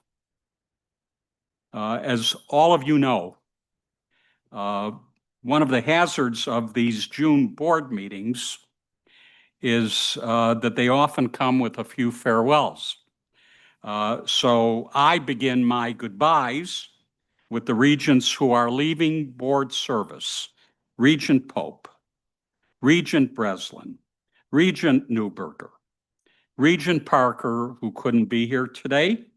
I would say, for myself and behalf of the faculty, staff, and students, each of you has served our system, our students, with such distinction.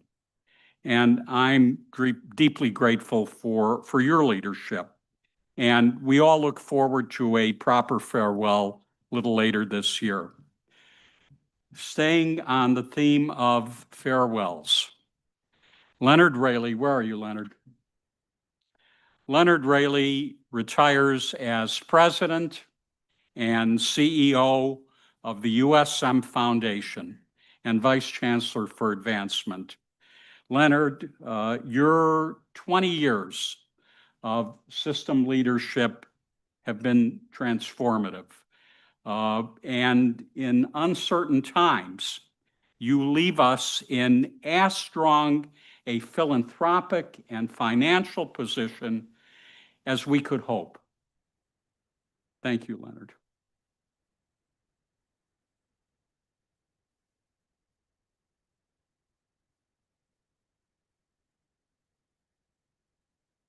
Eileen Abel, who couldn't be here today, is retiring this summer after leading the USM at Southern Maryland, another critical regional higher education center, for nearly 5 years, and developing a strategic plan that's going to guide the next 5.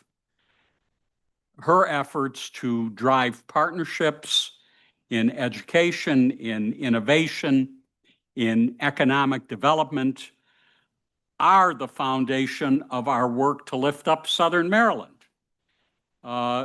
Dr. Abel knows how grateful we are for her vision and passion and leadership. This is also the final board meeting for our shared governance chairs, Dr. Haverback, Dr. Patricio, Ms. Gambier.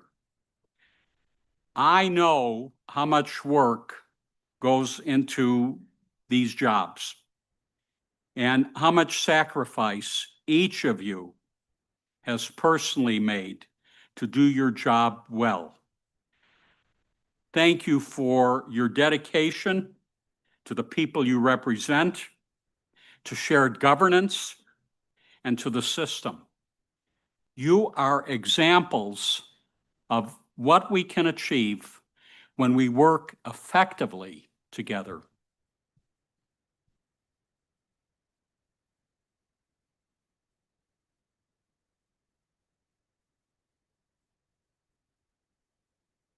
So as I turn to the excellence of our institutions, I'll remind you that my June report, as the chair said, serves as a year in review.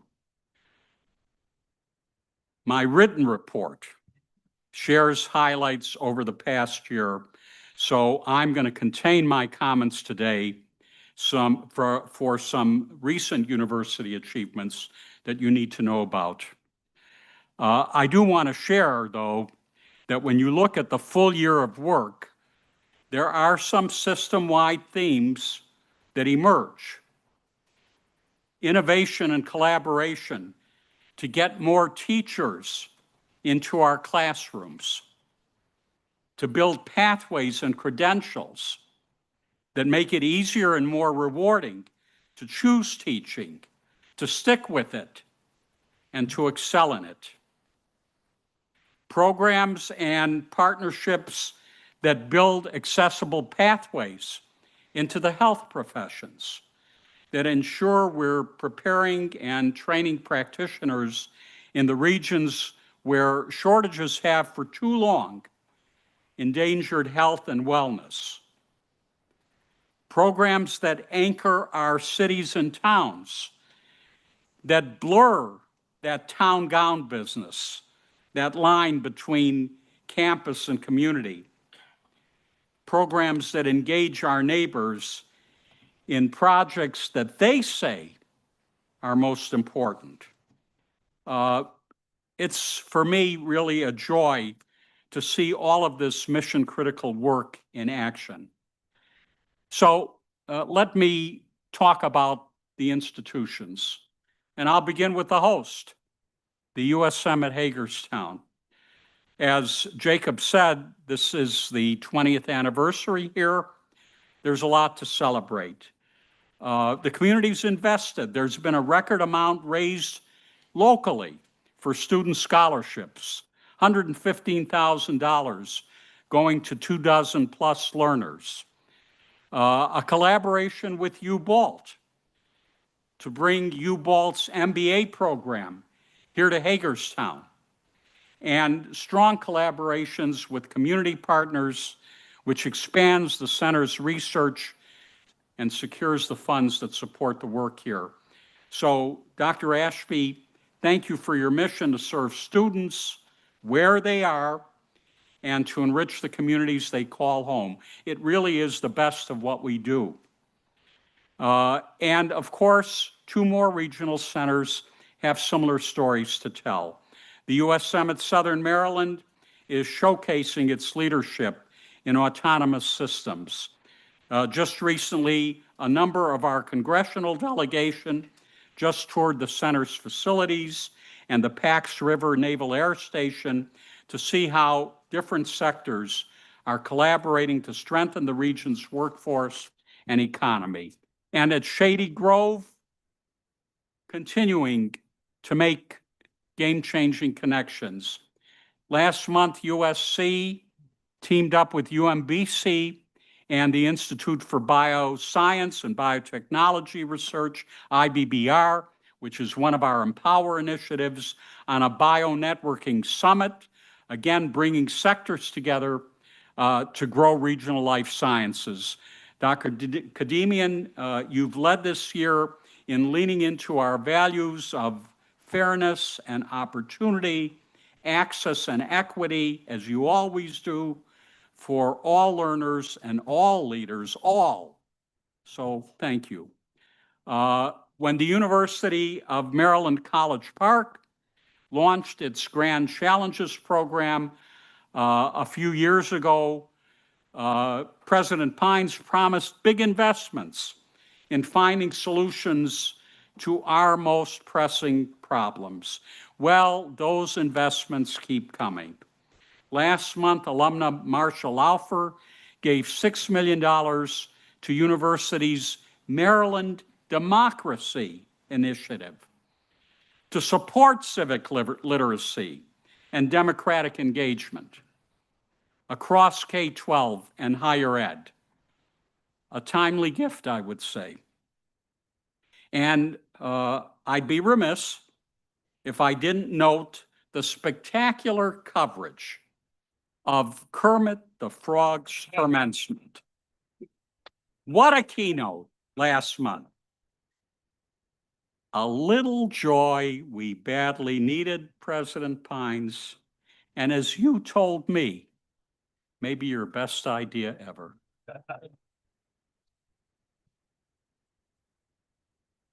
After a year that saw growth at home, Salisbury University set its sights overseas.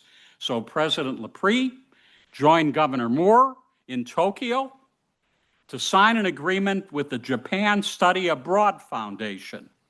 Salisbury is the state's first degree partner with that foundation, building on its existing relationships in Japan to strengthen cultural and educational ties.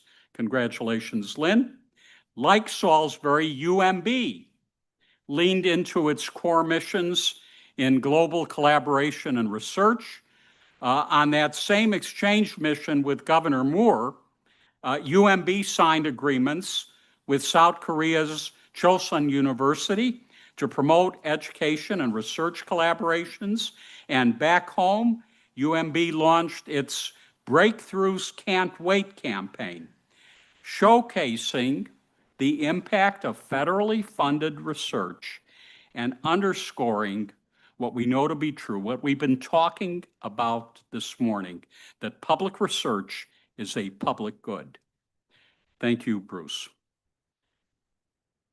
Coppin State is celebrating the largest philanthropic gift in its history, $6.2 million from Care First Blue Cross Blue Shield to improve access to quality care, to train the next generation of healthcare leaders, and to create a statewide coalition linking Maryland's colleges and health systems to explicit pathways for students entering the health profession.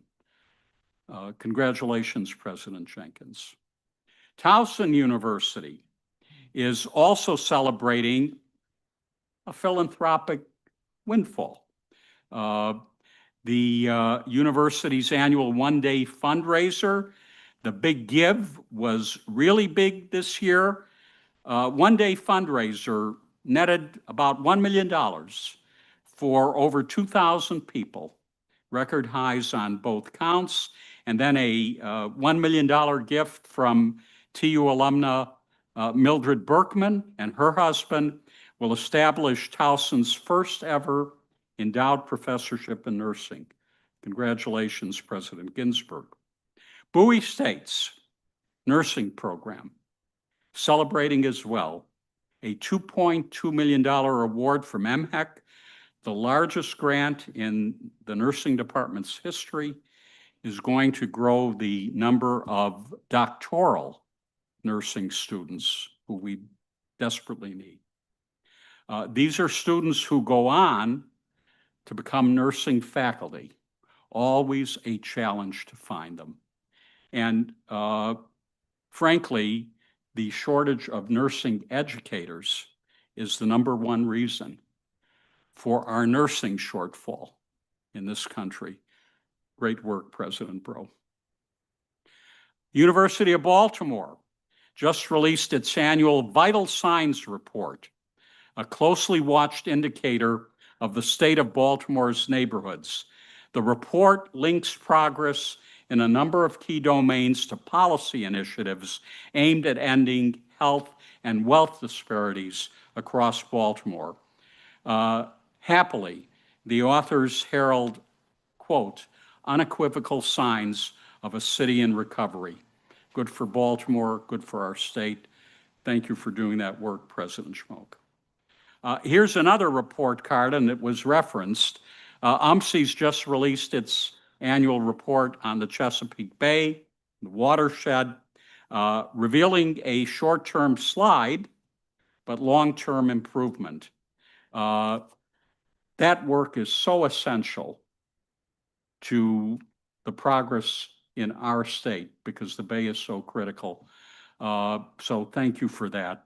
As UMPSI celebrates 100 years in service to the environment, a vision is coalescing around the next 100 years, a vision that includes relocating its headquarters from Cambridge to Annapolis, raising UMPSI's profile among funders, policymakers, the public, better connecting UMPSI's facilities, and setting the stage for future expansion. Very exciting. President Morales-Wilhelm, thank you for your work. President Anderson, I know it was a coup for UMES to clinch Governor Moore as your commencement speaker last month. I think it was even a bigger win when he used your stage to announce that he's returning to the shore next week on Juneteenth with plans to end the state's racial wealth gap. I know every leader in this room looks forward to collaborating in this work. Congratulations to you.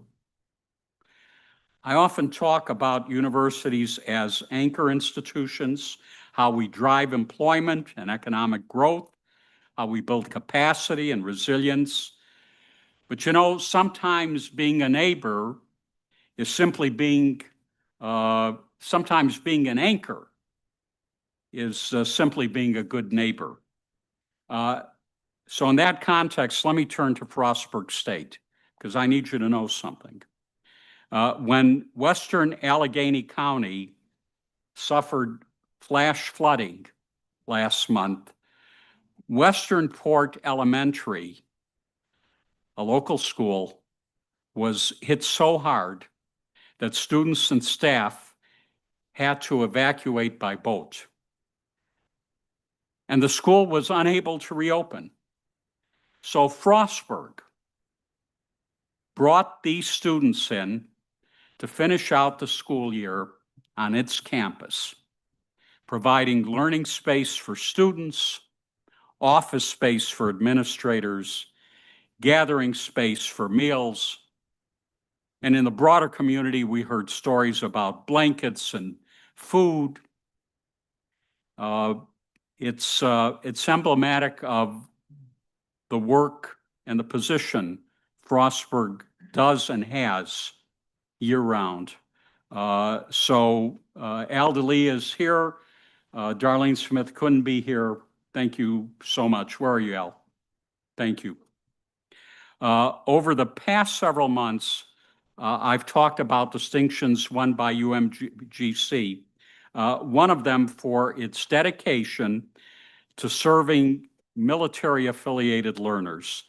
A new distinction, the Champion Award from the Fulbright Association, recognizes another point of reputational pride, UMGC's longstanding support for international exchange and global citizenship. And it's not only the university that's being recognized. I need you to know that President Fowler was named 2025 Innovator of Color at the Arizona State University's Global Silicon Valley Summit, celebrating his visionary leadership and lifelong commitment to reshaping higher ed. Congratulations, Greg.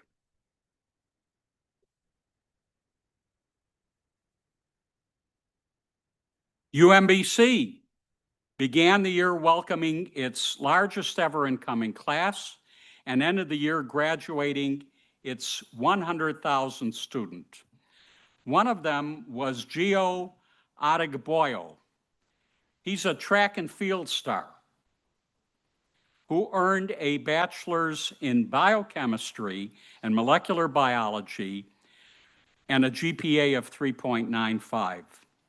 And Gio was named Diverse Magazine's 2025 Arthur Ashe Sports Scholar of the Year for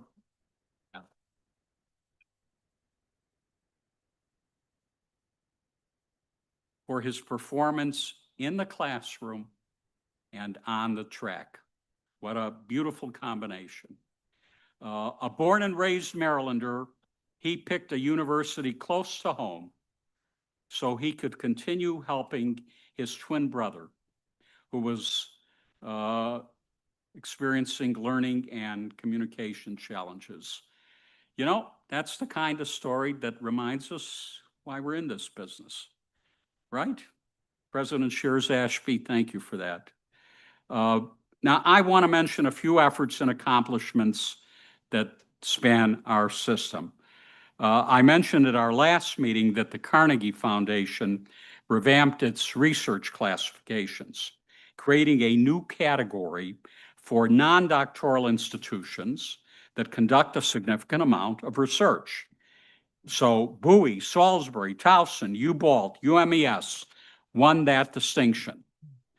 There's another new Carnegie classification called Opportunity Colleges, recognizing schools that excel in access and produce notable post-graduation earnings, which matter a lot, those two things, to all of those who want us to prove our value.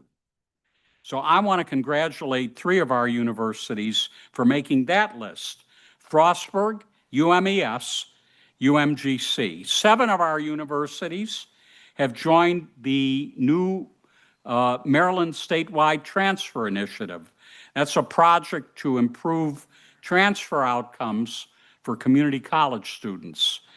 Thanks to Frostburg, Salisbury, Towson, UBalt, UMBC, College Park, UMGC. 5 universities have joined Governor Moore's $1 million initiative to expand teaching pathways with a special focus on preparing former federal workers for the classroom. Bowie, Salisbury, Towson, UMBC, College Park have all pledged training, licensure support, and school district partnerships. And finally, all 12 of our universities are joining a special partnership with Google, which we'll announce next week. I'm sworn to secrecy, but the project advances our goal to be Maryland's #1 source for reskilling and upskilling the state's workforce. Hope to see a number of you at Tuesday's launch. Kurt, thank you for hosting it. Before I conclude, I have to acknowledge again the many uncertainties we're facing that you've heard about this morning already. Significant funding cuts at the federal level, which I addressed at our last board meeting, and with serious budget challenges at the state level.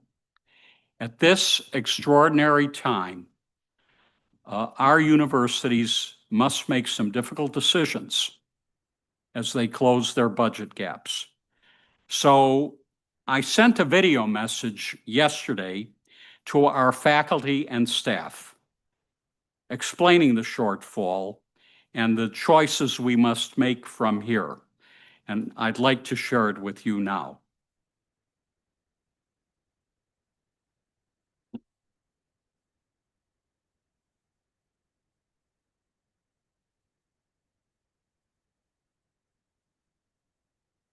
Hello, everyone. I'm Jay Perman, Chancellor of the University System of Maryland. I don't typically send out budget messages like this one, a message reaching more than 40,000 faculty and staff across our system. I'm doing it now because these aren't typical times. As you know, the legislative session began with Maryland facing a historic deficit of more than $3 billion. That deficit drove deep cuts to the university system.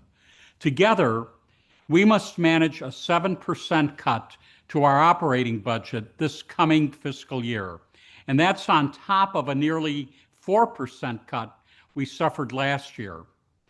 I know your campus leaders are sharing with you what these cuts will mean, not only for university programs and departments, but for you and your colleagues. These conversations are rightly led by your presidents because there's no one solution for the taking. Each of our universities has unique financial challenges and opportunities, and so the mix of strategies they use to close their budget gaps must be unique as well. There is one thing that your presidents and I agreed on from the onset, that we'd protect our people as much as possible as we made these difficult decisions, that we'd look at achieving cost savings apart from our personnel, and we'd look at new ways of generating revenue before considering any actions that directly harm our faculty and staff. That said, the sheer size of the cut we're absorbing means that, for some universities, personnel actions cannot be taken off the table. A 7% cut simply can't be achieved on every campus in a way that doesn't touch any of our people. And as difficult as the situation is right now, we know it could get even worse as Maryland braces for the full financial impact of federal layoffs and funding cuts. So the tough budget talks you're having now will likely continue through the summer and fall. And yes, it's possible more cuts will be necessary. That risk is something your universities are already building into their budget plans. To those affected by these cuts, there's little I can say that makes it any better. I am sorry that this is happening. It's not reflective of your important work. It's not reflective of your value to the system, to your university, to the students we serve. Every day I see what our people do across the system, across the state. I see your impact on our mission, on our learners, on our excellence. But I never see it quite so clearly as I do in late spring when 42,000 graduates walk across our commencement stages with their degree in hand and with new doors and new dreams opened because of it. Our work is essential. Your work is essential, and it will endure beyond budget challenges, beyond this time of terrible uncertainty and upheaval. I'm deeply grateful for the dedication you bring to every effort, and I'm so very proud to work alongside you.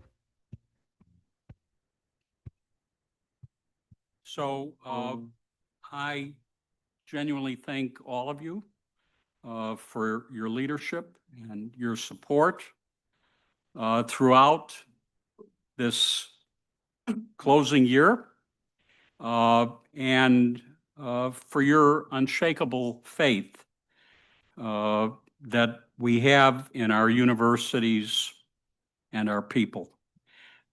Vision, talent, power to come through these challenges even stronger, even more committed to our goals and our ideals and the values that guide us. Madam Chair, this concludes my report. Thank you, Chancellor. Questions for the Chancellor? Seeing none, we'll move to the report of the councils. The Council of University System Staff. Whoops. Okay, we're not. Go ahead, Dr. Haverback. We'll do the Council of University System Faculty instead. I was so Good morning, excited. Dr. Haverback. Yes, I you just were couldn't rare. control myself. So, thank you. Thank You're you for having me. Good morning, Chair Gooden, USM Regents, Chancellor Perman, and USM Presidents. Thank you for having me this morning. I hope that you had a wonderful ending to the academic year and enjoyed graduation ceremonies. I actually cut something out of People magazine that had Kermit the Frog because I figured maybe you didn't read People magazine, but I forgot it. But I will get it to you. He was spotlighted.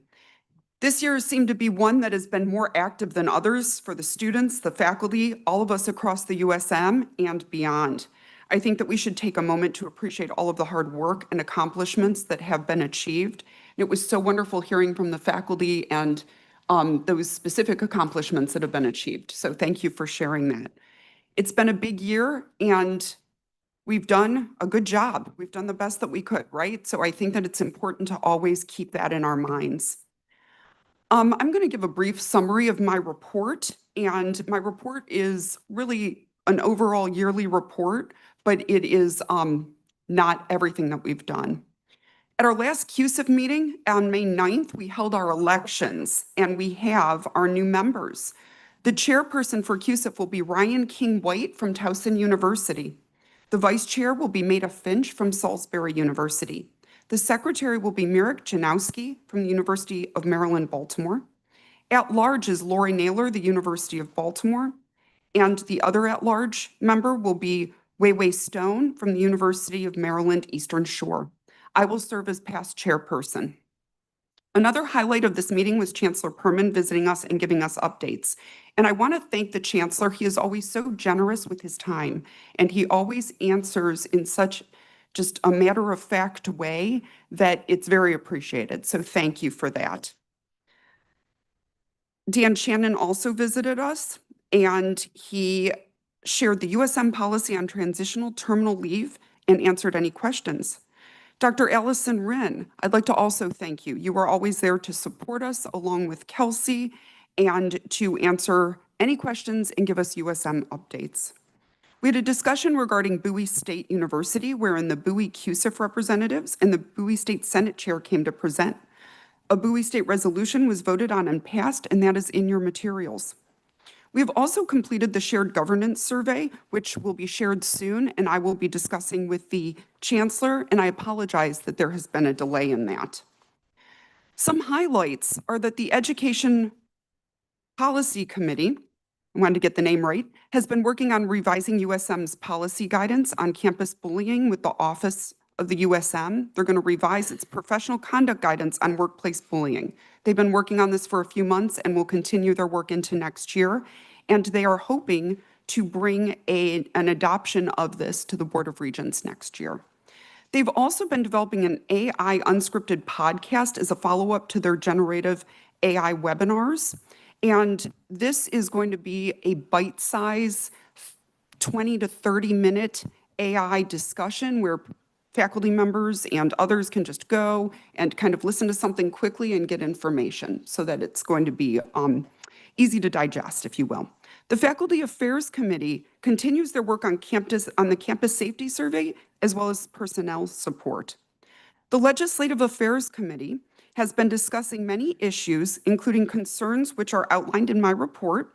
Some of these topics include, but are not limited to, retrenchment, advertising for campuses, the May 19th Board of Regents resolution, and the actions of the federal government as they relate to the USM.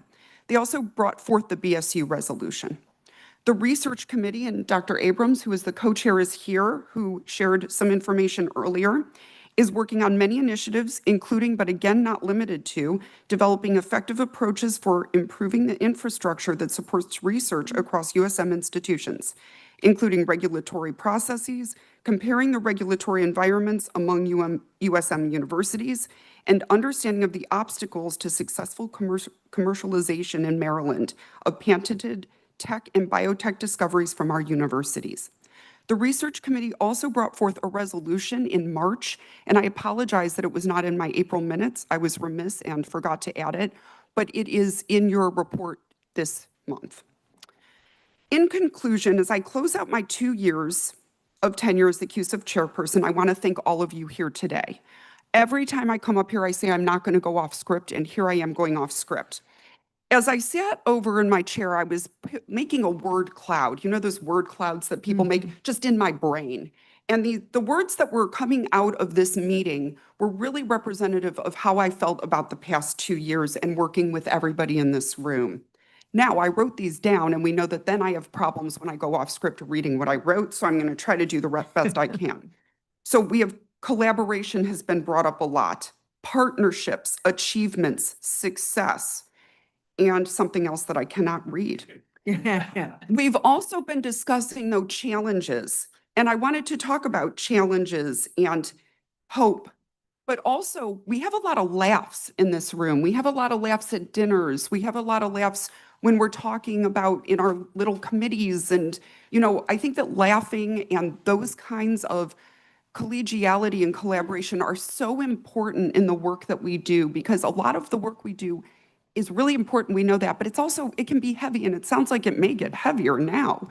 But just keeping those laughs going and that hope going. So I just wanted to state that your support has been key in everything that we have done with the shared governance in the USM. Without the steadfast work and backing of all of the faculty who have worked so hard this year, the Chancellor's Office, the Board of Regents, and our university presidents, the progress that we've made and will continue to make would not be possible. Thank you for your continued commitment to shared governance. It has been an honor to serve alongside all of you and the faculty, and I have truly, truly enjoyed my time and my laughs. My last thing that I will say is that I said this last time, and in a world where we can be anything that we want, please be kind. And that's what I try to live by, and I always try to repeat that for everybody. So thank you.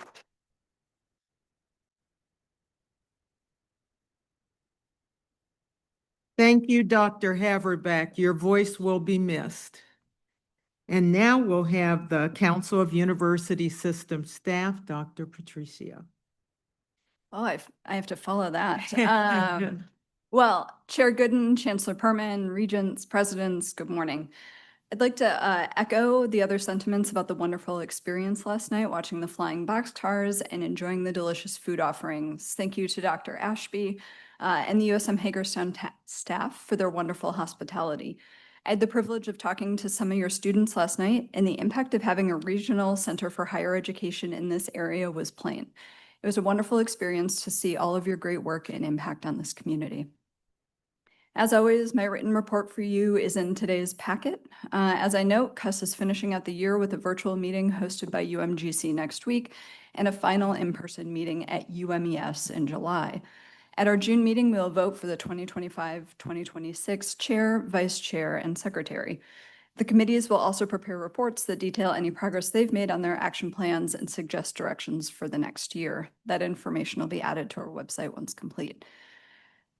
You won't be surprised, but I come to you again today to share the concerns of staff about the budget situation within the state of Maryland. At a recent meeting, CUS staff expressed to me significant frustration about the COLA merit and longevity pay increases granted to some staff within the USM.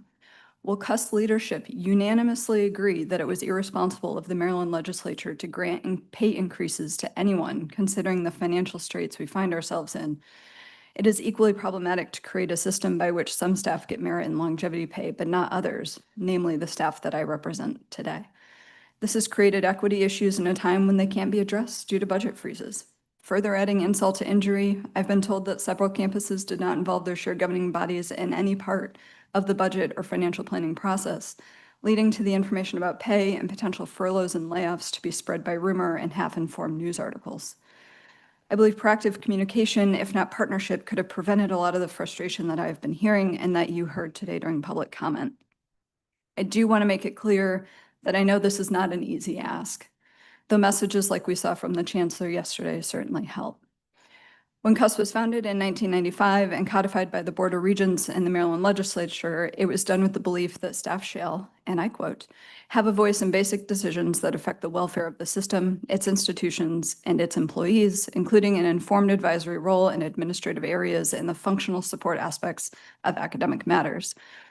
I fear that we have strayed from parts of this founding vision. As a step toward addressing this, I will work with the 25-26 CUS leadership and several USM leaders in the coming months to create a plan to increase the visibility of non-bargaining staff to the leaders of our state. I'd like to thank the USM staff who have been thoughtful, responsive partners in thinking through how to achieve this goal. As I mentioned, next week, CUS will vote in the new executive committee, and as you know by this point, I've decided not to run. So in what is my final report to you, in addition to all the wonderful things I've said before already today, I'd like to take a moment to say thank you. I'm consistently grateful for and impressed by our fearless leaders on campus, on the board, and in the system. Leadership is not for the faint of heart, especially these days where everyone seems to be a critic, and I am in awe of your positivity, grace, and impossibly hard work in leading us. So thank you all so much. Over my 3 years with you, I've experienced some challenges, have grown professionally and personally, and have developed what I hope will be lasting relationships. I've enjoyed it all, even the hard parts, perhaps especially the hard parts. I've droned on in these meetings about the vital role of staff in our institutions, shared the work of CUS more broadly, and have tried to respectfully convey to you what I'm hearing about the experience of staff, despite the impact it may have on me professionally. I hope what you've taken from my presence is an understanding of the commitment of staff to be partners to you all and the critical role staff play in the success of our students, our research, and our communities. I'm proud to be a member of the USM staff and even more proud to have been selected by my peers to represent staff these past years. I will serve 1 year as past chair, so you may see me occasionally, but this ends my formal reporting to you. Thank you all for what you've let me share and what you've taught me, truly.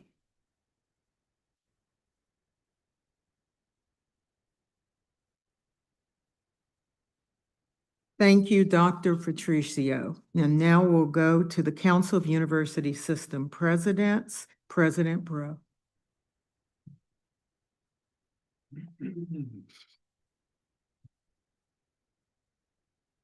And how do I follow either one of them? I mean, really, that is not fair. Good morning, everyone. I'm Aminta Bro, and very pleased and proud to have the honor of serving as the convener and chair of the Council of University System Presidents. And before I begin my remarks, I would like to acknowledge Dr. Jacob Ashby and the staff at USMH Hagerstown Regional Center for your hospitality and for hosting today's meeting. To all of the speakers this morning, they were just fabulous. I know Abby has left, but I hope you will pass along our praise and thank you and for the wonderful, wonderful message that she gave today. She was so impressive, and I was so just in awe of her enthusiasm, and I'm sure we all were. So please, Jacob, pass along our kudos to her. What stood out for me is one of the comments that was made earlier today that I think really brings home the value of our regional centers. When she acknowledged, I think earlier, the only reason they came to school is because the school came to them.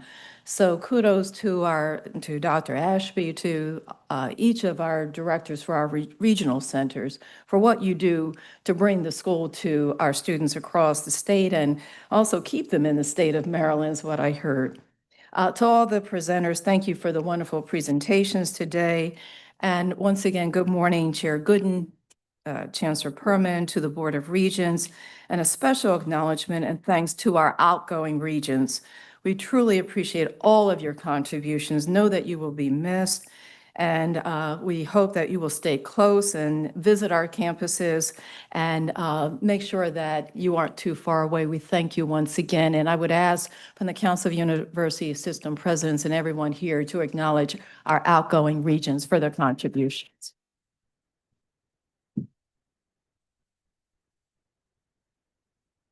I think I would be remiss if I didn't acknowledge I'm a former vice president for institutional advancement, so there's no way I can leave this podium without acknowledging Leonard Raley for his outstanding leadership of the foundation. Know that we will miss you. Thank you for all that you have done to lift up our respective institutions, and we wish you Godspeed and many, many thanks to you. Please give Leonard a round of applause.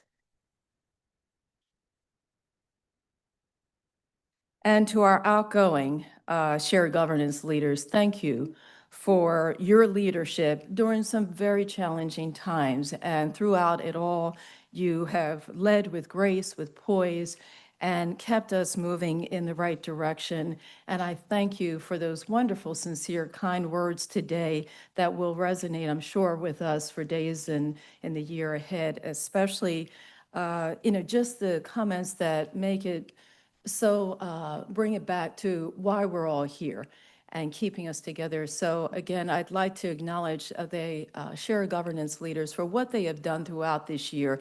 They really deserve a round of applause. Thank you. You've already heard about the many achievements of our respective campuses from the Chancellor. And to my colleagues and your campuses, congratulations on another successful year. And I can't leave here without acknowledging at Bowie State University, we had Senator Angela Also Brooks as our speaker, and it was an exciting time.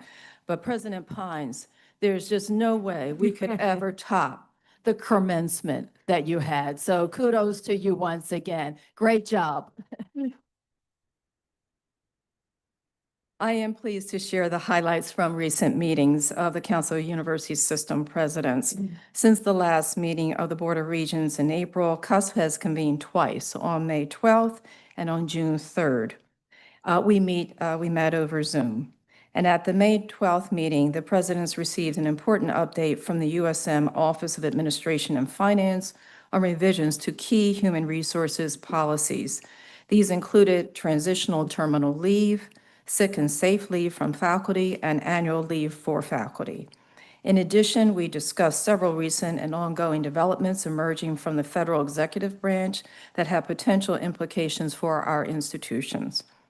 At our June 3rd meeting, we were joined by Senior Vice Chancellor Ellen Herbst, who provided a comprehensive update on the financial plan summary for the university system. We also welcomed Catherine Bainbridge, Assistant Attorney General, who addressed timely issues related to immigration policy and how recent changes may affect our international students. We appreciate the expertise and collaboration of the USM staff and state officials as we navigate these evolving issues, and we remain committed to working collectively to ensure the continued strength and responsiveness of our institutions. That concludes my report at this time, and I wish everyone a great summer. And as we have Juneteenth coming up, happy Juneteenth, and thank you to everyone.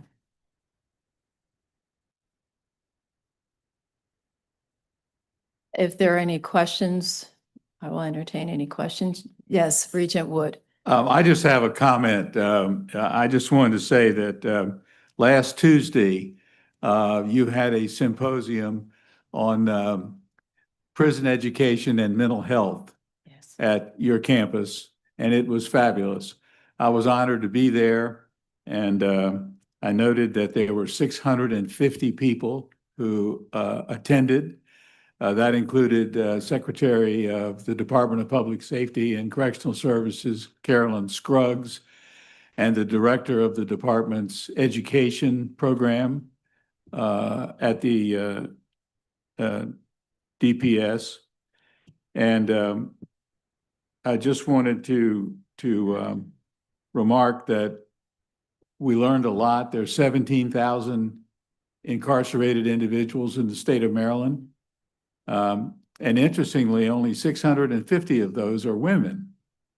And you and I have talked about trying to provide educational services, in particular for those women who are not necessarily completely served in their incarcerated locations. So this is a great program and is giving a lot of leadership to our system-wide prison education program. So thank you for that, and I just wanted to acknowledge it. Thank you, Regent Wood. Thank you for being there.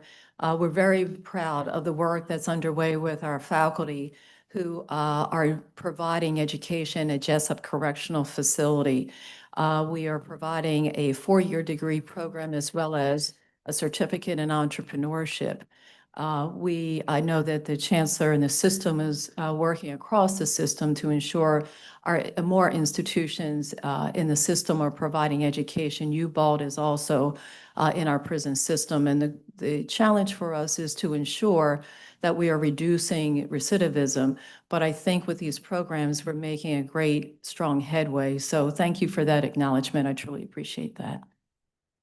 Any other questions for Dr. Bro? Seeing none, thank you for Thank your you very report. much.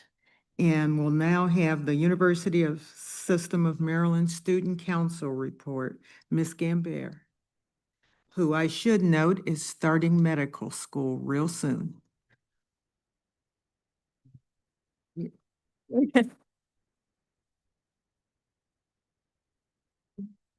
Thank you so much. Good morning, Chair Gooden, Chancellor Perman, the Board of Regents, and University Presidents. And thank you, Dr. Ashby, for having us.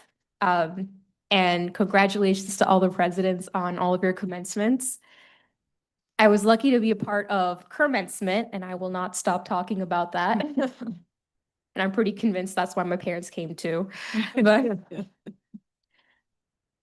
we started the month of May with USMSC elections, and I'm excited to share the 2025-26 exec team. So our president is going to be Jefferson Vasquez Reyes from the University of Maryland College Park. Our vice president of graduate affairs will be Harshil Chauhan from the University of Maryland, Baltimore County. And our vice president for undergraduate affairs will be Princess Nyamali from UMBC with universities at Shady Grove. And on May 18th, 12 student awardees are celebrated, and I'm so glad they were shown on the screen as well. They were celebrated for the Board of Regents Student Excellence Scholarship Program. And I want to thank Chancellor Perman, Chair Gooden for awarding the students. And thank you to the Regents, Regent Wood, and all the presidents who were able to attend and support the students. I would also like to take some time in this report to briefly share our findings from the USMSC Shared Governance Survey. We heard from representatives at 5 institutions. So since it wasn't fully representative of all the voices in the system, and since some responses contradicted some others, we didn't think that providing specific rating numbers would be as relevant or useful to this. So I've instead compiled a few recommendations or takeaways that we hope will be helpful to the board, to the chancellor, and to the presidents, as well as something I hope to share with the incoming USMSC administration. The full recommendations should be provided in the board materials, but in summary, the respondents almost universally said that the administrators were accessible to meet and discuss student concerns with student leadership, which was a very big positive highlight in our survey. However, students did request more clarity on how their feedback is being considered, as well as requesting opportunities for follow-up if needed. As well as more transparent communication about meet and confer guidelines at least once a year. Again, a more detailed report should be included in your board materials as well. And with this being my last report to the Board of Regents, I just want to express my sincere gratitude to everyone for 2 years of leadership as chair and 4 years overall with the USMSC. I joined this council my first year of college, and I rapidly saw how rewarding and impactful student leadership could be. And it was really, really nice to see that there were administrators in this system, faculty, staff, everyone who was so supportive and inclusive of the student voice. So I'm extremely, extremely grateful for this position and for every opportunity to be a part of the council. I'm grateful to Dr. Lee and Dr. Rin for supporting and mentoring the USMSC at every step of the way. Dr. Haverback, Dr. Patricio, for all the moments we've collaborated together, from Advocacy Day to the joint council meetings, and student regents, Parker and Marani, who aren't here today, but have brought the voice of the Board of Regents to our council meetings, which have been extremely helpful for all of us. And finally, eternal gratitude to Chancellor Perman for continuously supporting students with your time, your attention, your care, whether it's at the Chancellor's chats, whether it's coming to our meetings and talking with the students.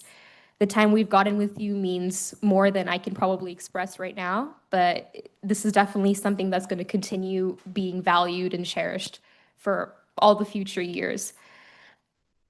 Reflecting on 2 years of leadership as chair, I'm proud of all the steps that we've taken forward, such as the Board of Regents Excellence Scholarships, the Student Speaker Forum, the USMSC newsletter system that we've gotten started. But I'm probably proudest of the engagement when moments were tougher, more unpredictable, and not in unison always. The dedication and insight of each student leader that enabled us to navigate more complex or sometimes controversial topics, even through collaborative dialogue. Looking ahead, we want to further work on strengthening communication within our council by making the newsletter system more regular, hopefully launching a USM 101 retreat that for council members to further get more acquainted with the system and with the administration, and restructuring our meetings to better emphasize both the undergraduate and the graduate student voices distinctly. I'm in contact with the incoming leadership on these points, and I hope to support them in that transition as well. And with that, thank you truly for all of your encouragement, for hearing my reports over 2 years, and for your undying focus on student excellence and well-being. Madam Chair, this concludes my report. Thank you. Thank you.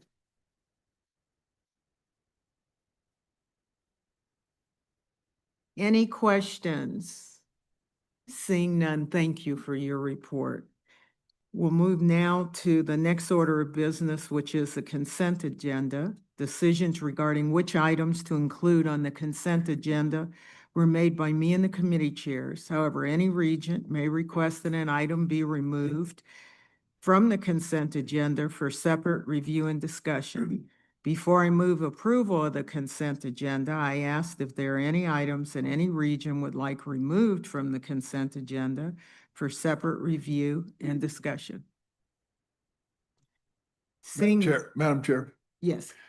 I would just, I was looking through the Committee on Intercollegiate Athletics, and I know Chairman Goodell's got a handle on this, but you know, one of the things that I've expressed over and over again is the potential title liability going forward, and the fact that with the House settlement, 95% of the money is going to go to male athletes, and I think there's going to be a significant liability across the college sports landscape as a result of this. So I commend Chairman Canelo for really looking at this and doing kind of some risk review of it, but it's a big issue. You know, everybody kind of said, wow, $2.8 billion, that's what the NCAA settled. Well, I think this liability could be bigger than that. So I just add that to the record, not asking to take this off the consent agenda, but as an addendum to that point. So thank you. Any other thoughts, comments? Well, hearing none, I'll move approval. Can I get a second? All in favor? Any opposed? Any abstentions? Seeing none, the motion passes. The next order of business are the committee reports. We have 3 items from the Committee on Finance. We will hear from the committee on the fiscal year 2026, operating budget and outlook, schedule of tuition and mandatory fees, and self-support charges and fees. All 3 of these items are for action. Regent Ganella is stepping in for Regent Fish. Please begin, Regent Ganella, over to you. Thank you, Madam Chair, and good morning. On behalf of Chair Fish and the Finance Committee, as the Chair indicated, we do have 3 items, and the first is the University System of Maryland FY 2026 operating budget and outlook. We're going to take this in 2 parts. The first is the budget, and that is an action item. The second is the outlook, and that is an informational item. As we all know, throughout the year, Senior Vice Chancellor Herbst and the Chancellor have done an excellent job of keeping the board informed on the strategic direction and developments related to the budget. This item reflects the FY '26 operating budget as approved by the General Assembly during this legislative session. And instead of having you all suffer through me walking you through the numbers, I am going to turn this over to Senior Vice Chancellor Herbst, who will offer further context regarding the operating budget, including the recent reductions in state and federal support. When Ellen is done, I will move approval, and following questions and discussion, we'll take action. And then Ellen will come back and provide the informational aspect of this, which is a outlook for the system's financial position and implications for institutions moving forward. So with that, Ellen, the floor is yours. Thank you, Regent Ganella, and good morning, everyone. Before I start, I would like to recognize one of your staff that is here who is going to help in answering any questions, and that is Colleen Allberger. Colleen, can you stand up? She is the head of budget for the entire system, and she and her team work with all of their colleagues across the system to bring you these high confidence briefings. We ask you to vote on the budget, operating budget every year at this meeting. And as Regent Ganella said, this budget has already been approved by the General Assembly and by the governor. And so now we present it to you for approval. We've been briefing the board throughout the year on the official state operating budget, and you have specific details in the board item, which of course we'll answer any questions about. So there's not really much new to report on since we last briefed you. However, I'd like to highlight a few points we've talked about previously. And this will be part of the theme you heard the Chancellor speak to as well earlier. Going into the legislative session this past January, we were already facing a 5% cut in base operating budget on a year-over-year basis, and that was after a 4% cut the year before. We ended the legislative session in the last 2 weeks, sustaining an additional 2% cut to base operating budget. So this budget includes a 7% cut in base operating appropriations year over year, which is spread across all institutions. Now, you will hear a lot of percentages thrown around. I'm talking about the base budget we rely on every year. There have been some adds to the budgets that are for specific increases in expense growth. So here, I think if we could go to the next chart, we have often used this chart in the past, and I just want to remind everyone, this is a chart that breaks down our operating budget sources of revenue. This is based on the governor's approved budget for FY '26. And we're going to introduce a new slide in a couple of minutes that ties some of our costs directly to their sources of funding. So I did want to remind you of this. Just for reminders, we consider when we say state money, we are including both the appropriations, which is about 29% of this budget, as well as tuition and fees for a total of 56%. The next biggest item I will note is what's called restricted funds. Think about this as mostly federal grants and contracts. That portion, that 24%, does not yet reflect any anticipated cuts in future funding from the federal government. I will talk more about that when we talk about the outlook. At the beginning of the legislative session, the Chancellor gave budget testimony to the General Assembly. This testimony at that time, 5 months ago, emphasized that this cut in state appropriations would require us to do several things to responsibly manage our operations. The actions we outlined were based on a couple of key principles. First, that we would maintain the tripart mission of education, research, and service to the community. Second, we would strive to limit the impact on our students. And third, we would strive to limit the impact on our employees. Based on these principles, we described in January that we would have to cut expenses and increase revenue from other sources to make up the gap in state appropriations And indeed, this is what this budget we're proposing for your approval does. First, we looked at non-personnel operating expenses. This board, 22 years ago, launched the Effectiveness and Efficiency Initiative. I can't believe 22 years ago. The board said you must always strive to become ever more effective and efficient year over year. In 22 years, the system has generated nearly $1.7 billion in cost avoidance, cost savings, and revenue generation. And just in the last 3 years, those efforts have yielded over $240 million. So we know how to be effective and efficient. Of course, with all that we have done so far, the so-called low-hanging fruit of cost savings have already been harvested. So we must all continue to be collaborative and creative in finding more ways to save money, and we will do so because we must do so. Because as successful as we have been in this effort, the impacts of ongoing inflation and new costs associated with growth continue to add to our expense base and must be covered in the resources we have available, and we will do that.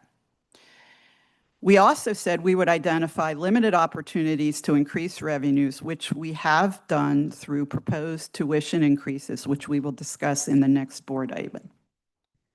Finally, we also identified, and in the Chancellor's testimony, he talked about the need to perhaps take certain personnel actions to reduce costs.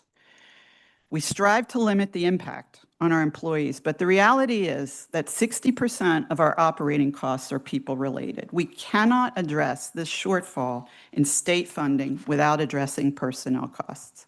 And as the Chancellor said, quote, "We cannot take anything off the table, hiring freezes, position eliminations, furlough layoffs." If we could go to the next chart, I think this chart will illustrate what I'm talking about.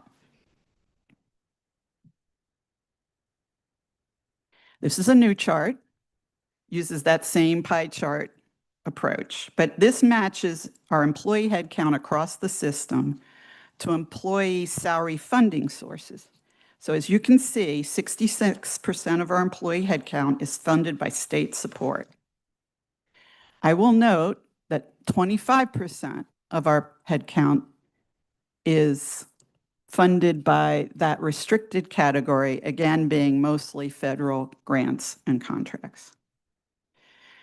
In working with the universities, we are all prioritizing the lowest impact actions to our people, including eliminating vacancies and allowing natural attrition to reduce the size of the workforce. However, as the Chancellor said, at some universities, given the different situations each university is in, this may not be enough. We may have to take additional steps to reduce personnel costs. We will take these actions with great care, but we will need to take some further actions.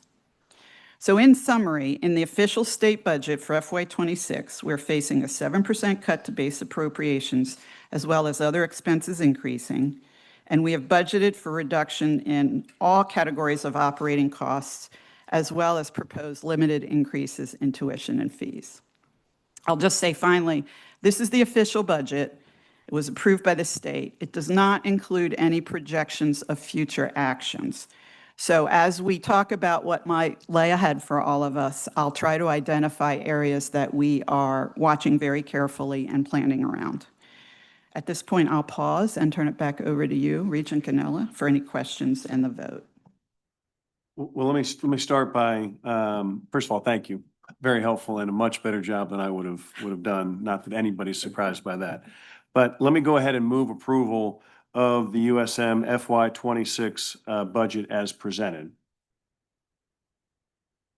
Can I get a second? Second. Okay. Now, open it up for discussion. Questions for Ellen?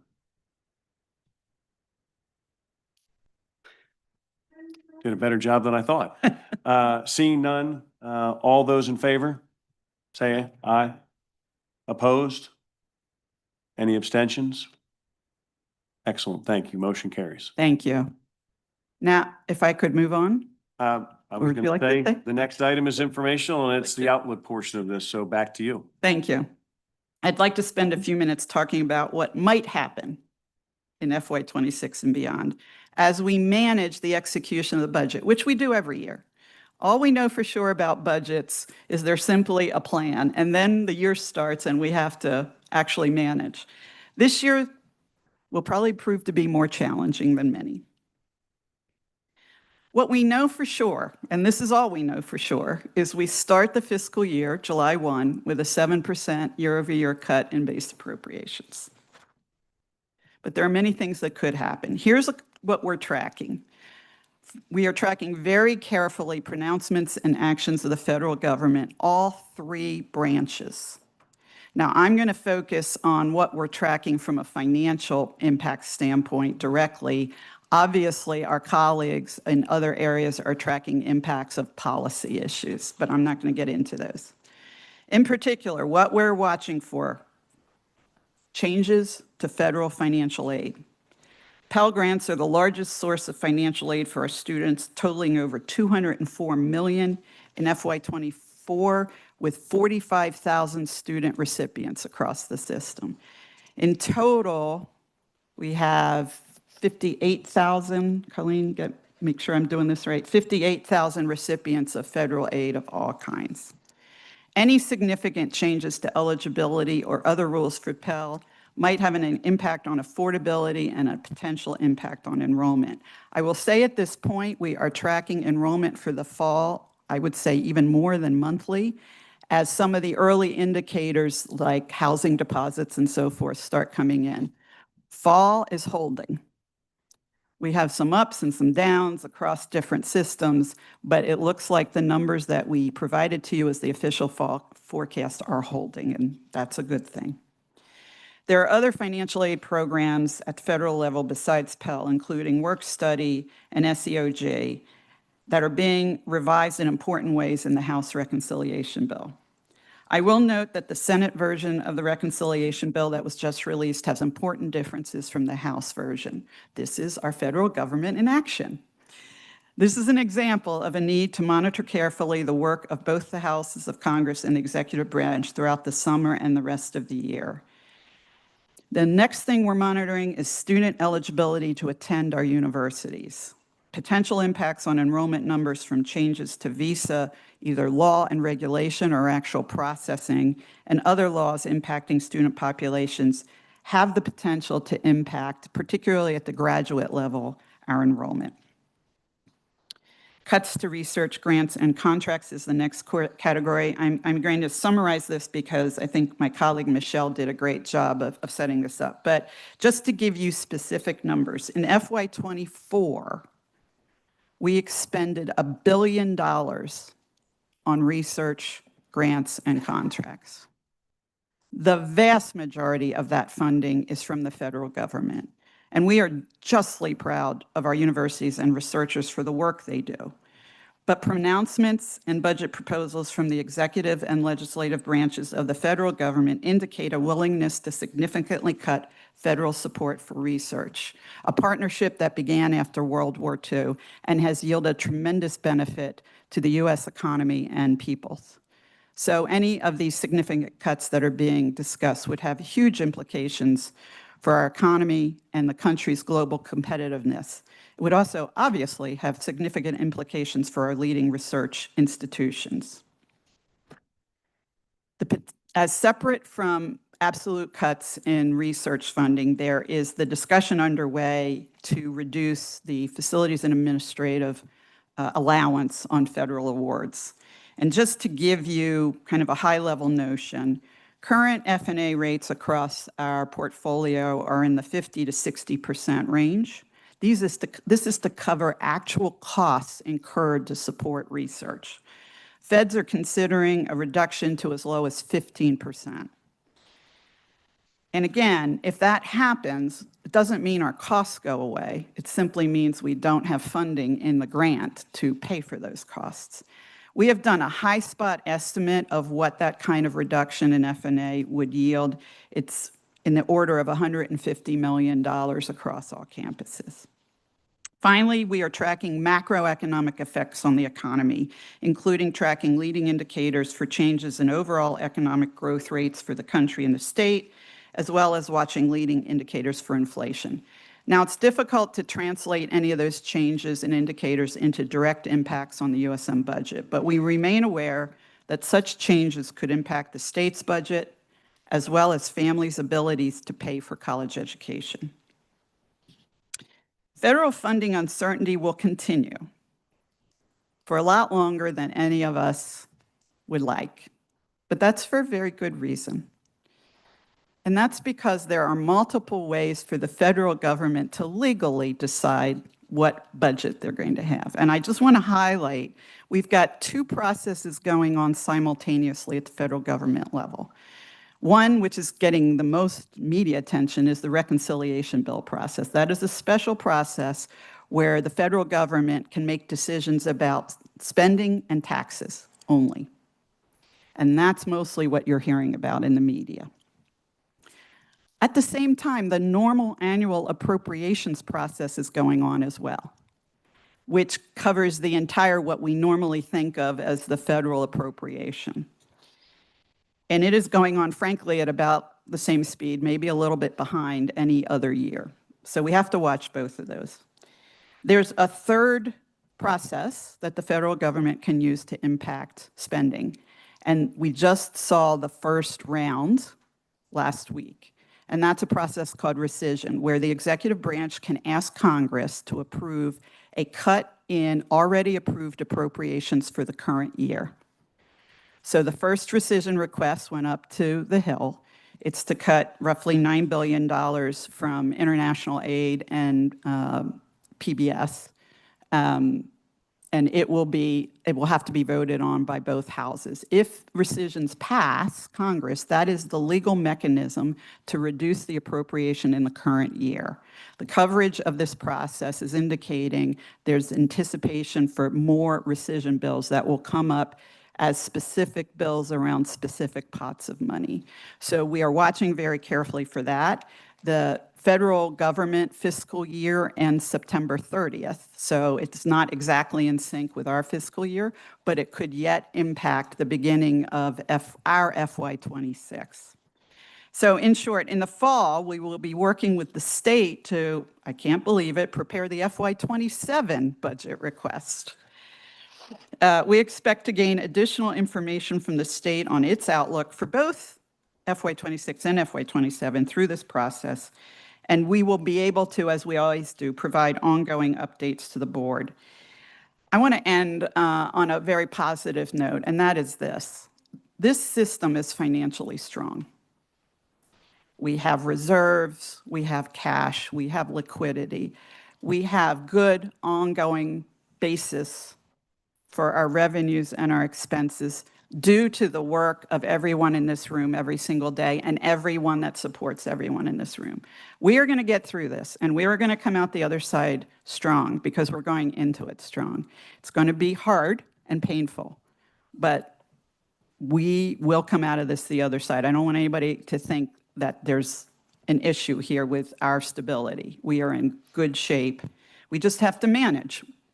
So with that, I will pause, see if there are any questions. Yeah, I mean, I heard about future budget cuts coming up in fall. My question is, we have already increased the tuition almost 3% for this year. Not yet. You haven't voted on it yet. I mean, in the finance committee, so I'm just going based on that. Yeah. So my question is, we are assuring that we will not be increasing tuition if any cuts has to be made on the expenses side, not if there's another number of cuts come from the state or the feds. What we're presenting to you is the tuition request for coming into fall. I hesitate to ever say never, but we have no indication at this time. Now, as things unfold, no indication at this time that there would be any other action for the academic year that's coming up. Never say never, but there is no plan right now for that. Both the tuition and the auxiliary fees, right? Correct, correct. I mean, you have to remember financial aid is based on packaging up cost of attendance. So this has all been taken into account for financial aid as well. So We like to keep the year stable if we can. And Oh, I just thank- wanted to, if I may, I just wanted to clarify, and the tuition matter is yet to come up, but there isn't a proposal for an across the board. Yeah, we'll just, yeah, and we'll go into detail for the full board. I guess it's this seems like Groundhog Day. Every time you kind of wake up, it's a new scenario. What I worry about is, or what I want to ask about is kind of long-term worst case planning here. And I just wondered if you've given any thought and consideration to that. Every day and most nights when I'm staring up at the ceiling. So a bit about what we're doing. We are with the universities running what if scenarios. They would probably tell you on a daily basis. I would contend that it's not on a daily basis, but we're running a lot of different scenarios. We're running scenarios with additional cuts to state appropriations. We are running various scenarios on cuts to research. And we, at a system level, are running enrollment scenarios, kind of across the board enrollment scenarios. We would not dare do enrollment scenarios for individual universities. We would ask the universities to do that. But just to your point, Regent McMillan, to kind of take a look at the what ifs. Those what ifs are being used for the presidents and their staff to put together what are contingency plans at the moment. Like, what would we do if? So that work is underway, and it will continue. And I'm going to tell you, I think it will continue throughout FY26, because I don't expect this to settle down anytime soon. We are also, at the system level, looking at liquidity, and we have strong liquidity. You may be reading, if you're reading the higher ed journals, a number of, especially the private universities, are issuing liquidity debt. And that's because their endowment money is so tied up that they can't get to it for liquidity. We have strong liquidity. We are working with our advisors. We're working with the lawyers. And we are also starting to scenario plan what if. But I don't anticipate at this time that we will need to tap into any additional liquidity measures. But if we do, we'll be ready.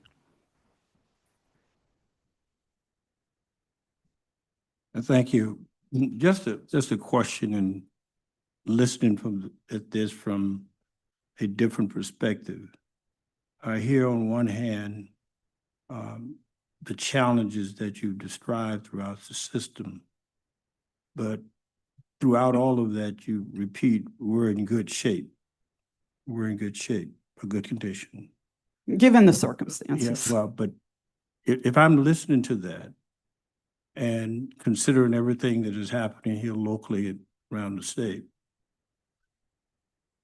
if I'm an administrator, I listened to that a couple of times. I start taking out my knife because many others are saying just the opposite. And so if I've got to evaluate the system versus everything else within the state, and I'm hearing we're in good shape because of X, because of Y, it creates in my mind, this is where I'm going to target. And I'm not sure that's what you mean, but I appreciate that. That's what I'm hearing. Right.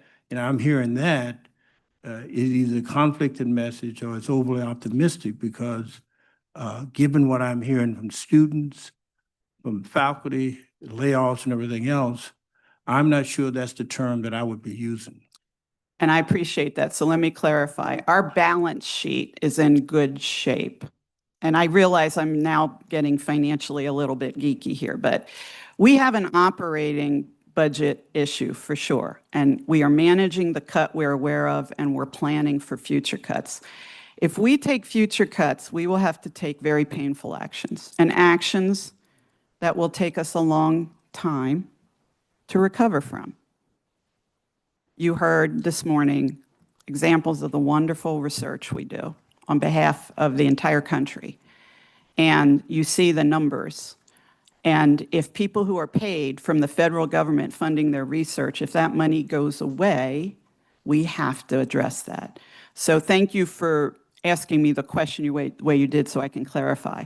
There's an operating expense issue here that we will have to manage, and we will manage it. But just because we're good stewards of money and we will manage these issues doesn't mean we should be a target for further cuts. So that's one thing. The second thing, and thank you for letting me clarify, when I say we're in good shape, I mean balance sheet wise, I mean liquidity wise. You do not use one-time money to solve operating problems. But one-time money buys you time if you need it. And if we start taking deeper cuts, we are going to have to take deep cuts in our expenses, and we will need time to make that work. And that's what I mean by liquidity. But thank you. Any other questions for Ellen before we move to item 2? Excellent. Thank you. Item 2, schedule of tuition and mandatory fees. This is also an action item. As we all know, annually, the board undertakes a comprehensive review and evaluation of proposed tuition and fee rate adjustments presented by the institutions. While the current environment presents real challenges, the university system remains committed to balancing affordability for students and families with the ongoing vitality and sustainability of its institutions. So let's start with undergraduate rates for FY26. These rates will not increase more than 4% at College Park for resident, full, and part-time students. 5 institutions have proposed increases of 2% or slightly above. That's Bowie, Coppin, U-Bolt, Salisbury, and Frostburg. There are 3 at 3%, Towson, UMES, and UMBC, and then UMGC at 1.9%.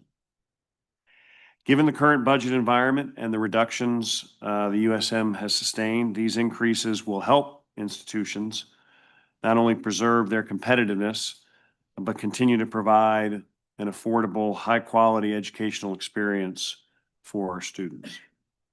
For all institutions, resident, undergraduate, full-time total cost, which is tuition and mandatory fees, will not exceed 4.5% year over year. Tuition rates for non-resident students will increase by no more than 5%. Non-resident undergraduate full-time costs, again, tuition and mandatory fees, will not exceed 5.1%.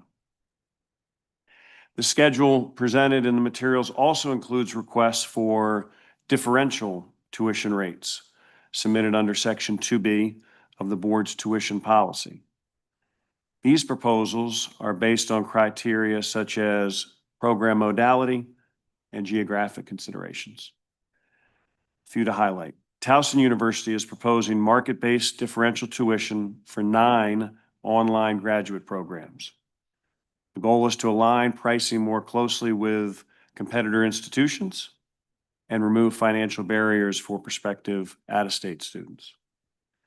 UMB is requesting in-state tuition eligibility for Washington, D.C. residents applying to the Bachelor of Science in Nursing and Doctor of Nursing practice programs at the Shady Grove location of the School of Nursing and the Maryland Carey School of Law.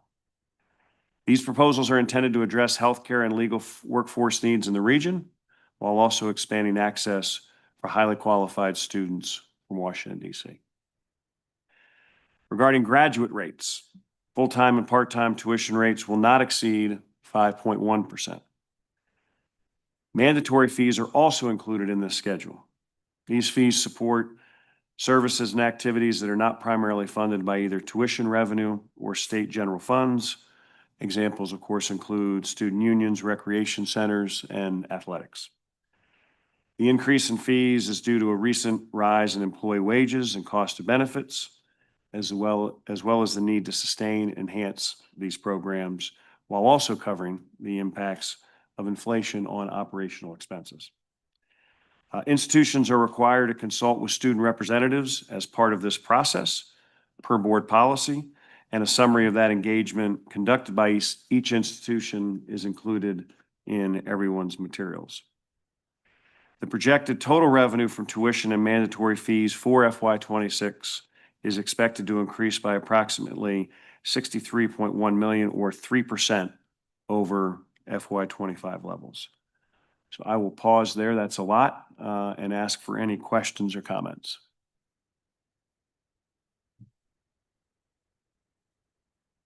Hearing none. I'm sorry. Couldn't see out of the corner of my eye. Regent Breslin.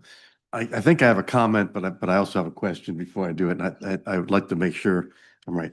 In our constellation of universities, my perception is that College Park and UMBC and TU are universities that I guess are oversubscribed with applicants for admissions. And I'm not aware of others in our institution that are not. Is that an accurate idea? I'm having trouble with the word oversubscribed because every one of these institutions has many more applications than they could possibly take students. So I think our universities have demand beyond their capacity, and it's more than the 3. Okay. Well, I guess because my concern is really based on tuition increases in this environment, particularly, and tuition increases that exceed, if we use 2% as a cost of living thing. I think it's troubling if we are looking for enrollment. And I think UMES in this circumstance and FSU are two universities that are. I think we need to correct that. That's fine. Particularly as it relates to UMES. Okay. Heidi, do you want to? Happy to respond. Regent, thank you very much for the question. Sure. We have over 8,000 applications. We are on the 4th consecutive year of increased enrollment, and we have limited our enrollment because of our housing situation. Because we require our freshmen to stay on campus, we have only 1,800 beds. And so when we have to literally turn away students because we don't have the housing capacity. That is the only reason. Otherwise, we are overflowing with students. Our enrollment at this particular point for this coming fall will be a 5th consecutive year of increased enrollment. As of that last week, we had 978 students who are already ready to be freshmen for this fall. And that's not even finished yet because we typically get the bulk of our students in the month of August. So we have no problem with enrollment. The 2% and the 3% that we proposed, that came from our students. We have to meet with our students. We met with them a number of times, and they went over everything because they look at it to see if we can afford to have a little bit more in tuition increase, perhaps we can begin to utilize that in the housing area. And that was why our students pushed for that. And they actually asked for a higher increase, and we brought it back down. Could I also respond with maybe a little bit more on the process we use? Sure. So every university benchmarks their rates and their requested increases against their peer institutions that they compete for students with. So there is a check on kind of market competitiveness in the pricing models. The other thing we did, which we started this year, is asked for a formal affirmation from the enrollment management side of the house that at the increased tuition rates, the enrollment projections, the forecasts that were given formally would hold. And they were. So we do, we have the same concern, Regent Breslin, that you're getting at, and we have checks and balances in the process before we come before you to propose these increases. Could you repeat that last point that you made, that I think you said you did projections and you think that things will hold? Will you just say that again? So we've added a step in this past year, we added a step in the process around requesting tuition increases, which was that we formally request that the enrollment management side of each university make a statement of affirmation on their enrollment projections at the increased tuition rates that are being proposed. So I think where Regent Breslin was going is, if I raise tuition 3%, am I going to see a decline in the number of students that I'm actually able to enroll because of the increased cost?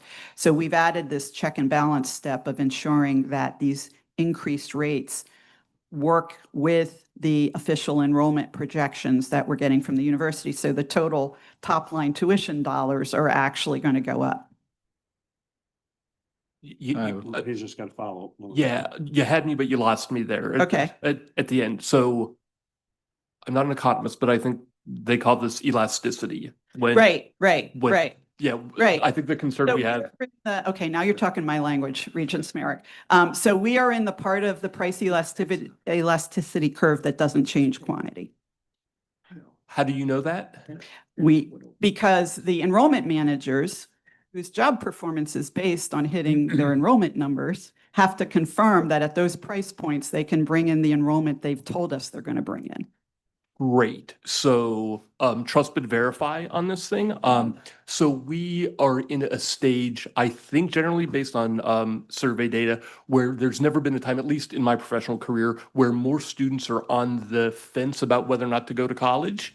And so I trust that these affirmations are made in good faith. I'm concerned that the change in demand that we would have seen 10 years ago from raising prices is different than it would be today. I'm concerned that these raising prices are going to encourage a lot of those students who are on the fence to say, maybe there's a different path for me, especially for low-income students, disadvantaged students of other types.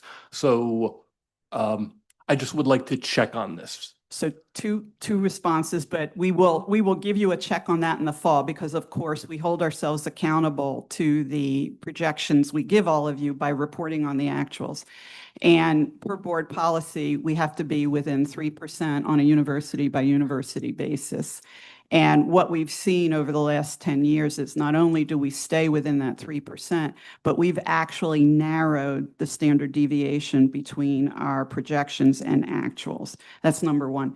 Number two, we are checking much more frequently over this summer than we would have normally in the past on those leading indicators of, did all those students who we admitted and they accepted, are they actually coming? And one of the strongest leading indicators is housing deposits. And they are holding up well. As a matter of fact, we just did another round of surveying this past week, and that's what I said to you earlier. It looks like fall enrollment is holding. But Your point about... But we haven't raised prices yet. But, okay. Right. All right, President. Well, hang on. I'm going to tell them what we do for purposes of operating. So this vote comes fairly late in the cycle of packaging, admits, and financial aid. So what we advise the universities to do is use the proposed increased rates as their rates they are marketing for the fall semester. And they use those rates for packaging, financial aid, et cetera, because our philosophy is it would be much better to tell a family the price is X, and if you all didn't approve the increase, to go back and say, good news, the price is X minus, rather than use last year's rates and then have to go back in the summer and say, oh, now it's almost impossible to do because of the deadlines for financial aid packaging. So we actually encourage the universities to use the proposed rates. So these enrollment numbers are at the proposed rates that you will vote on. Ellen, I just want to interject a couple things because you did talk about the standard deviation narrowing. I think, though, that this year could be anomalous for a number of reasons. One, the uncertainty with the international students. Right. And two, the uncertainty with Pell. Yes. And we have a very large number, I forget what it is, Chancellor, 50% or something of our students. 45,000 students got Pell in FY '24 in the system. So we've got a large number Yeah, on Pell. we do. So, so Andy, to your point, this is a different year. I don't think the tuition is going to be as big a problem as potentially Financial the aid. impact to Pell, the impact to international students on our campuses. So this could be. Regents Merrick, in our language, the entire price curve might move. What I'm talking about is the slope on the one we're working on. But yeah, I agree with you, the entire curve might move. Yeah. I've got Regent Wood here and then Regent Hassan. Yeah, this is a little off topic, but I think it's relevant and certainly it's a key issue. I'm hearing that the demand at UMES by prospective students is much higher than the capacity to accommodate them in dorms. So my question is there anything in the CIP to, I haven't, you know, I could go back and read the documentation and answer the question on my own, but is there any provision on the record now where we are moving forward to get some additional housing on UMES's campus? The answer is yes. We do have something in the CIP at this particular time. So, and housing is typically not funded by the state, which is the Right. CIP budget. They have done it in the past on occasion. And so we would certainly look for help from the state, but we also typically do it in the system funded capital. And of course, that's where most of our housing is. And we have been working with President Anderson and her team on this issue.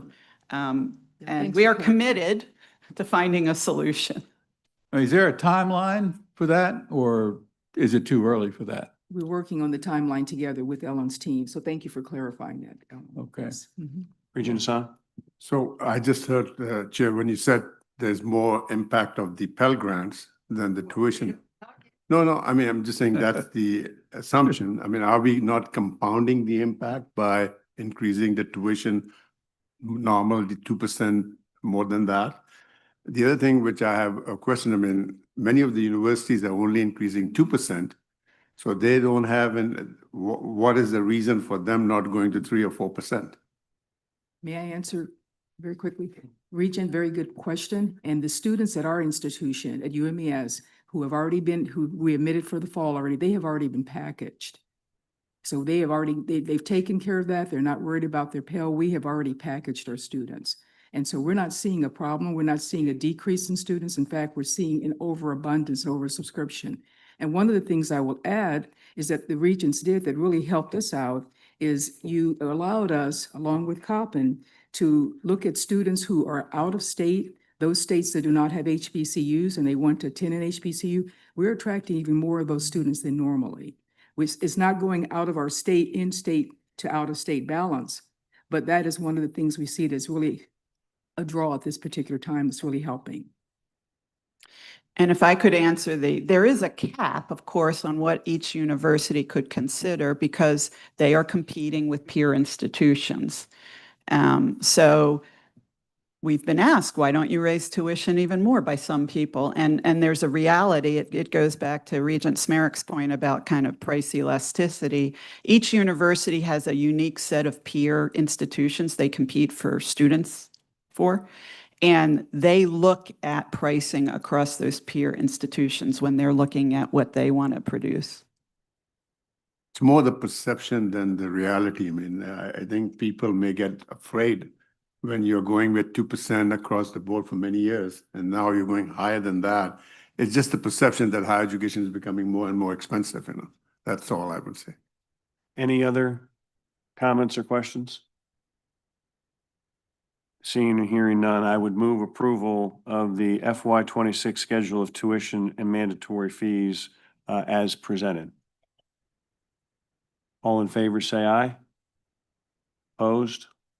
Abstentions? Excellent, thank you. Motion passes. All right, last item. FY26 self-support charges and fees. This item reflects the schedule of self-support charges covering housing, dining, and parking, which are not supported by state funding. These charges help institution offset rising costs tied to wages, benefits, food, maintenance, and inflationary pressures. For housing, proposed rate increases for a typical dorm room range from 2% to 10%, with specific campus factors like supply costs, maintenance, and facility improvements driving the increases. At Towson, for example, the rate structure for 10 West has been revised to better align pricing with unit configurations, distinguishing between single and double bedrooms. The change was supported by student leadership and will result in a modest increase in revenue. Dining rates for FY26 rise between 2.2% and 10.5%.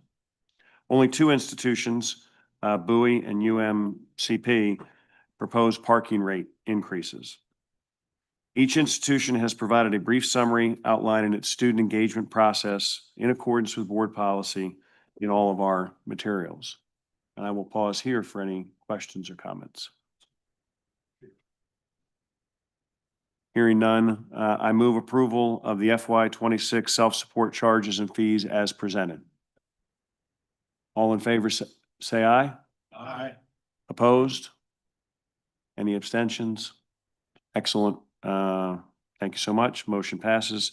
And Madam Chair, I believe that concludes the Finance Committee's report. Thank you, Regent. But could I take 30 seconds while I have the mic open? And I just want to acknowledge Regent McMillan and appreciate his comment with regard to the ICA committee and the Title IX issue. He has been an incredible resource on the committee on a number of issues, including this one, both in terms of providing his experience and perspective and background and professional expertise, but continuing to hold the committee accountable for work on these issues. And I just want to thank him for continuing to do that.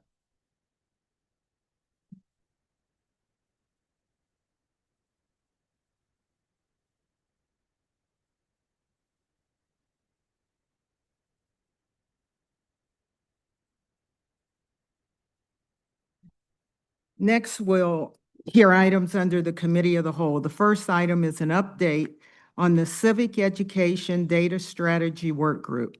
This work group was formed after a robust conversation of civic education that took place at our last board meeting in April. Following the discussion, the board voted unanimously for the chancellor to establish a work group to look at the data around civic education with a charge to report findings in 90 days.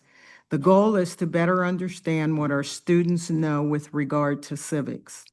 Senior Vice Chancellor for Academic and Student Affairs, Allison Wren, was designated as the lead.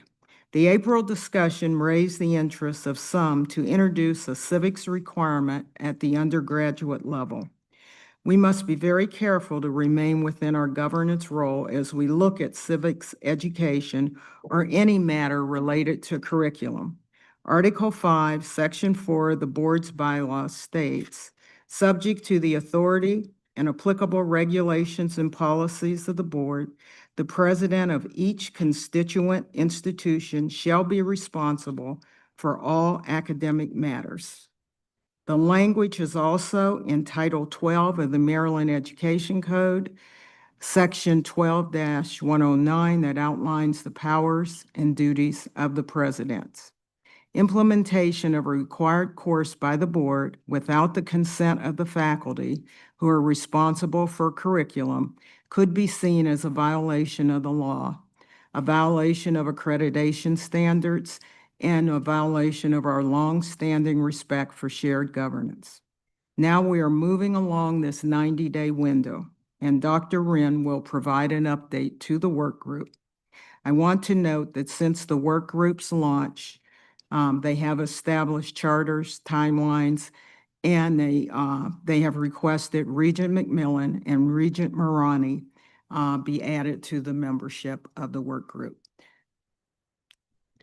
Vice Chancellor Wren, over to you. Good morning, and thank you, Chair Gooden, for sharing the work group's charge. So following this meeting, almost immediately, we began to work on the plan for establishing a civic education data strategy work group, and that is moving forward. The work group is comprised of members that represent our shared governance bodies, faculty level experts, and USM staff, and now we're happy to have 2 regents added to the group. In the first meeting, the group has met twice now. As a foundational step, the work group conducted a comprehensive review of existing federal and state laws, institutional policies, and governance frameworks that shape civic education across USM institutions. This review is critical not only for designing a legally compliant and context-sensitive data strategy, but also for understanding the implications of any recommendations we may make. particularly those recommendations that may impact curricular shifts, credit limits, shared governance, degree requirements, and transfer packages. The group conducted a detailed review of how civics is currently defined and interpreted across our USM institutions.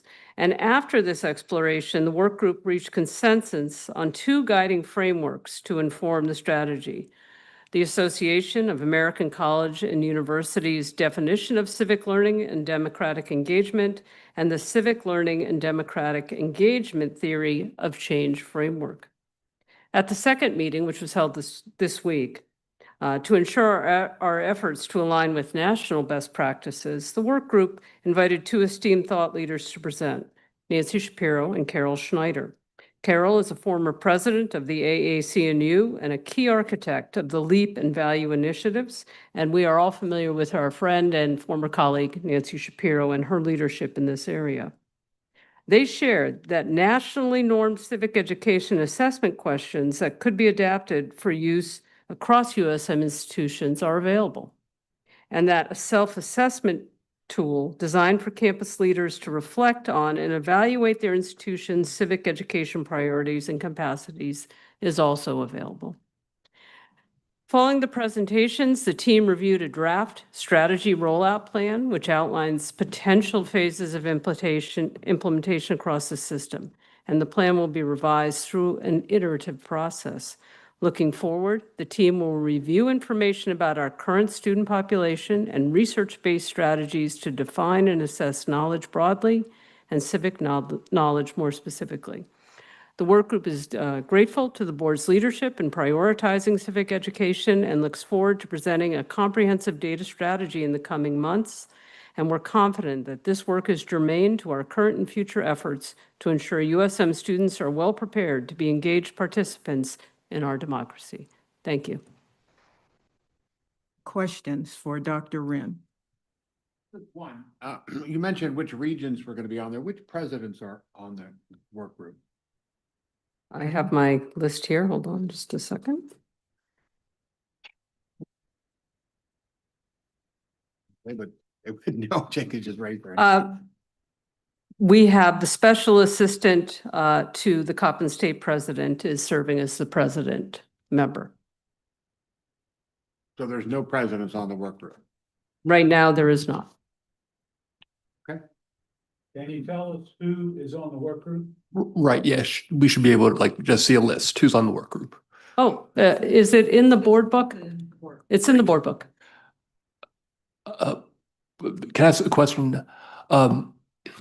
So to the chair's point earlier, one of the most important questions that I'm going to have when the report comes out is there's a question of substance, what ought to happen.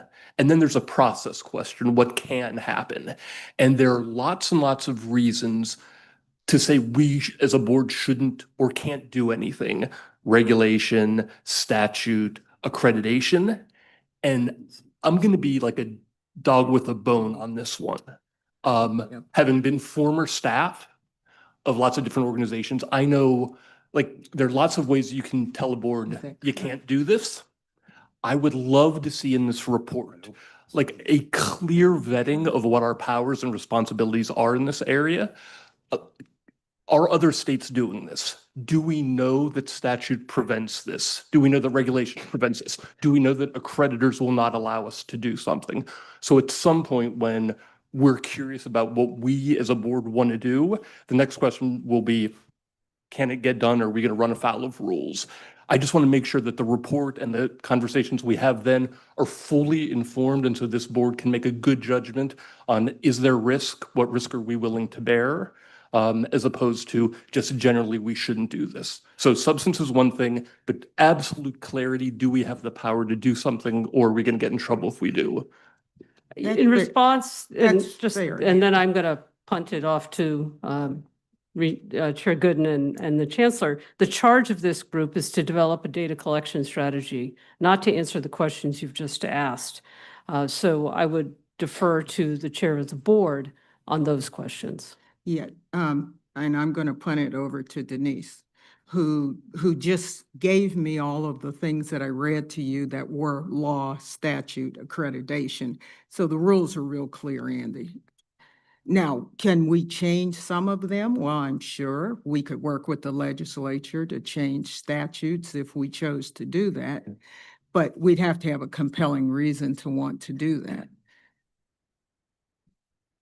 I'll have to study this more, but based on what you read, Yeah. it's not clear to me that, for example, if we said that there are ways that we can say, as we do in other areas, there's an expectation of the Board of Regents that certain things are taught. That doesn't get into curriculum. That gets Right. into expectations about teaching and learning. Yes. And that is within our purview. That is. So I just want to make sure that we're really clear about what those lines are. Okay, That's all. Thank you. yeah, we'll get a legal opinion on it. Thank you. And I would second Andy's viewpoint on this. You know, this is a bipartisan issue. If you look at polls across the country, both Democrats and Republicans support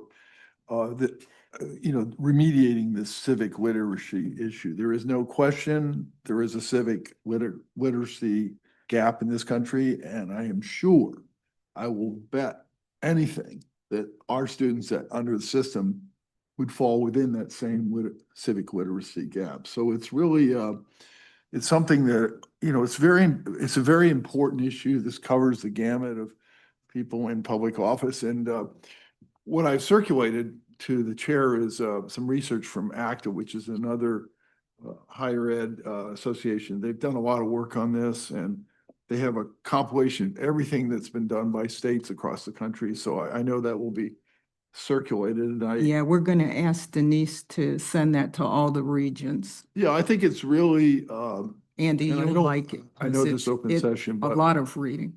Pardon me? I'm sorry. Yeah, no, I mean, we have, I think a commentator made this point yesterday, which was never since the pre-Civil War days have we had such animosity in government. And I think that this is so critical to our country. So I welcome this assessment and to see where we stand and then figure out how do we remediate if there is a deficiency. So, Yeah. thank you. Yvette? And if I can just expand on that, it's not so much animosity in government, it's ignorance of government. I think we have a crisis of ignorance that we could be facing. So anything that we can do to get beyond that, but within the parameters of what you talked about, I think there's a way to maybe bridge the gap between the two things that I'm hearing, because as a proponent of civics education, which I am, because I think we are woefully lacking in that area. I would just like to see a way of bridging the gap. I'm especially pleased to hear, as you and I discussed, that Regents will be included in this work group so that it is a discussion that is fully transparent, that we are aware of. But I just think that it's something that we all need to find a way to bridge the gap of what you're saying and what you're saying to make this something that's viable for the students here in Maryland. If I may, Yes, absolutely. I would like to make an affirmative statement. You all have given me an assignment that I'm responsible for. This is the first phase of it. There is an intent, a full intent to address the issue, not to obstruct it, not to be dilatory about it, and to meet the expectations of the board. What I'd like to be sure of as well is that we do it in a way that follows process, that respects our presidents and our faculty, because after all, they are the professionals in how to teach. So respectful of governance, we will solve the issue, or you will clearly tell me that we have not. And I am accountable. Anyone else? Thank you, Thank Allison. you. And we look forward to coming back in September with a full report. Thank you. Next up, I'd like to present an action item related to the board schedule. You have in your materials the proposed schedule for the academic year 27-28.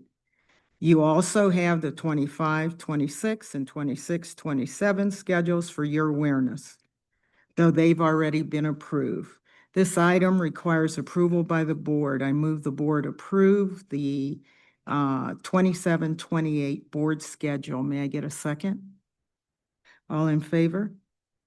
Aye. Any opposed? Any abstentions? Seeing none, the motion passes. Finally, the last item of the agenda is a resolution of appreciation. Before I call for a vote, I would like to take a moment to recognize some of these individuals. I'll start with Lewis. Lewis, your leadership has been fearless and steady. In the aftermath of the 2018 crisis, you brought clarity, structure, and accountability when we needed it most. Under your leadership, we established our first enterprise risk management framework and a true risk-aware culture. You shaped our crisis management program with both urgency and rigor, making sure we were not only prepared for the unexpected, but resilient in the face of it. Your service has left a lasting imprint. On behalf of all of us, thank you for your wisdom, your candor, and your unwavering commitment to this organization. You will be missed, but your impact through the ERM process will be endure.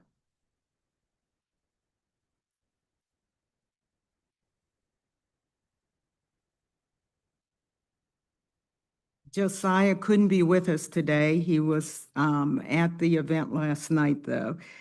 Josiah served as our student regent. He brought more than just the student voice to the table. He brought thoughtfulness, integrity, and a deep sense of pride. He showed up. He was always prepared, always engaged, and always curious, even as he built his own business and pursued his master's degree. That alone would be impressive, but he did more. He remained grounded in truly what matters, people and students. And he reminded us of the power of love and gratitude. I'll never forget when he asked me to film his Senate confirmation hearings, not for posterity, but for his mom who couldn't come. He'll leave the board better than he found it, and he'll leave behind a legacy of integrity, compassion, and collaboration. Hugh, your service on the board has been marked by generosity of time, of talent, and of spirit. You didn't just serve our two standing committees, you chaired the Advancement Committee with distinction. You rolled up your sleeves on two important work groups, including the highly successful Communications Work Group, which helped reshape how we share our story with the world. Your support has been especially unwavering when it came to Frostburg State University and right here at the Hagerstown Regional Center. You were a fearless advocate, always mindful of the importance of regional access, opportunity, and impact. You've made a lasting difference, and we are better for it.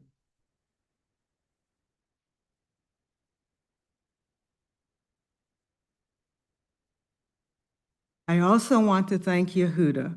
Your strong and thoughtful leadership has garnered the deep respect of your colleagues as you served admirably on the Economic Development, Finance, Audit, and Education committees.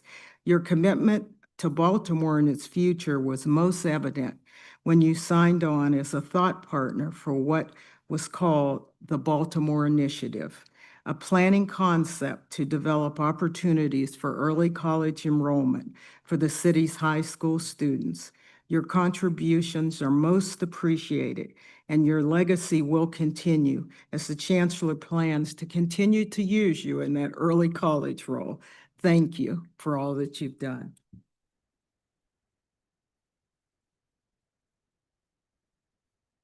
I'd be remiss if I didn't also acknowledge Kevin Anderson, who served as our ex officio member of the board while serving as the Maryland Secretary of Commerce. In his capacity as both Commerce Secretary and Regent, Kevin recognized the vital role that higher education, and the USM specifically plays in powering Maryland's economy. His service on the board and with the administration in Annapolis is much valued and appreciated. Today's meeting is also the last meeting for each of the chairs of our advisory councils. We have had the great good fortune of working with three very passionate, frank, and intelligent leaders who reflect the best of our faculty, staff, and students. Dr. Patricio, Dr. Haverback, and Ms. Gambert have been stalwart advocates. They've helped improve processes, reshape board recognition, and furthered our understanding of shared governance as needed and appropriate in their efforts to keep the board informed and represent their constituents. They've not shied away from difficult conversations. We are very appreciative of your leadership.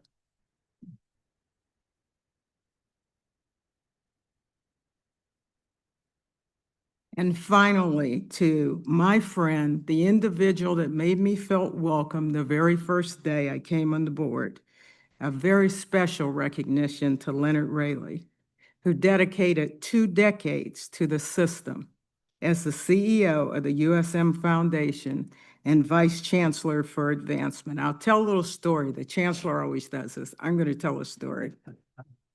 So I came on the board and I wrote a little check to Stewart for USG because he was like a nudge, I think you call it, but he kept just bugging me about needing finance.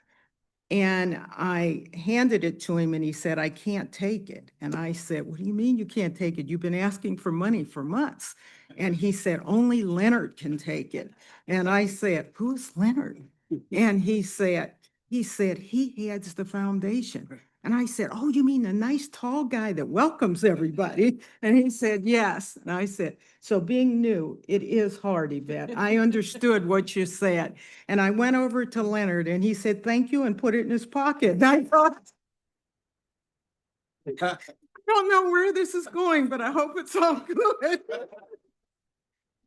Leonard's leadership was truly transformational, transformed me. I know who to send the money to now.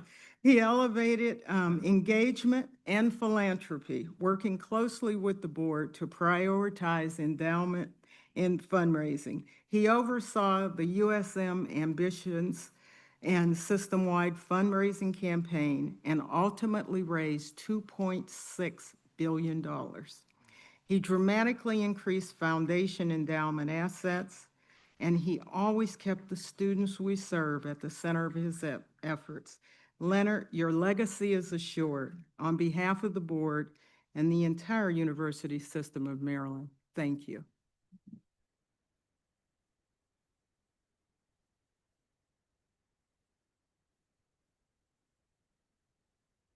And so with that, I move the board approve the resolutions of appreciation for all of our outgoing colleagues. The actual resolutions are in your book.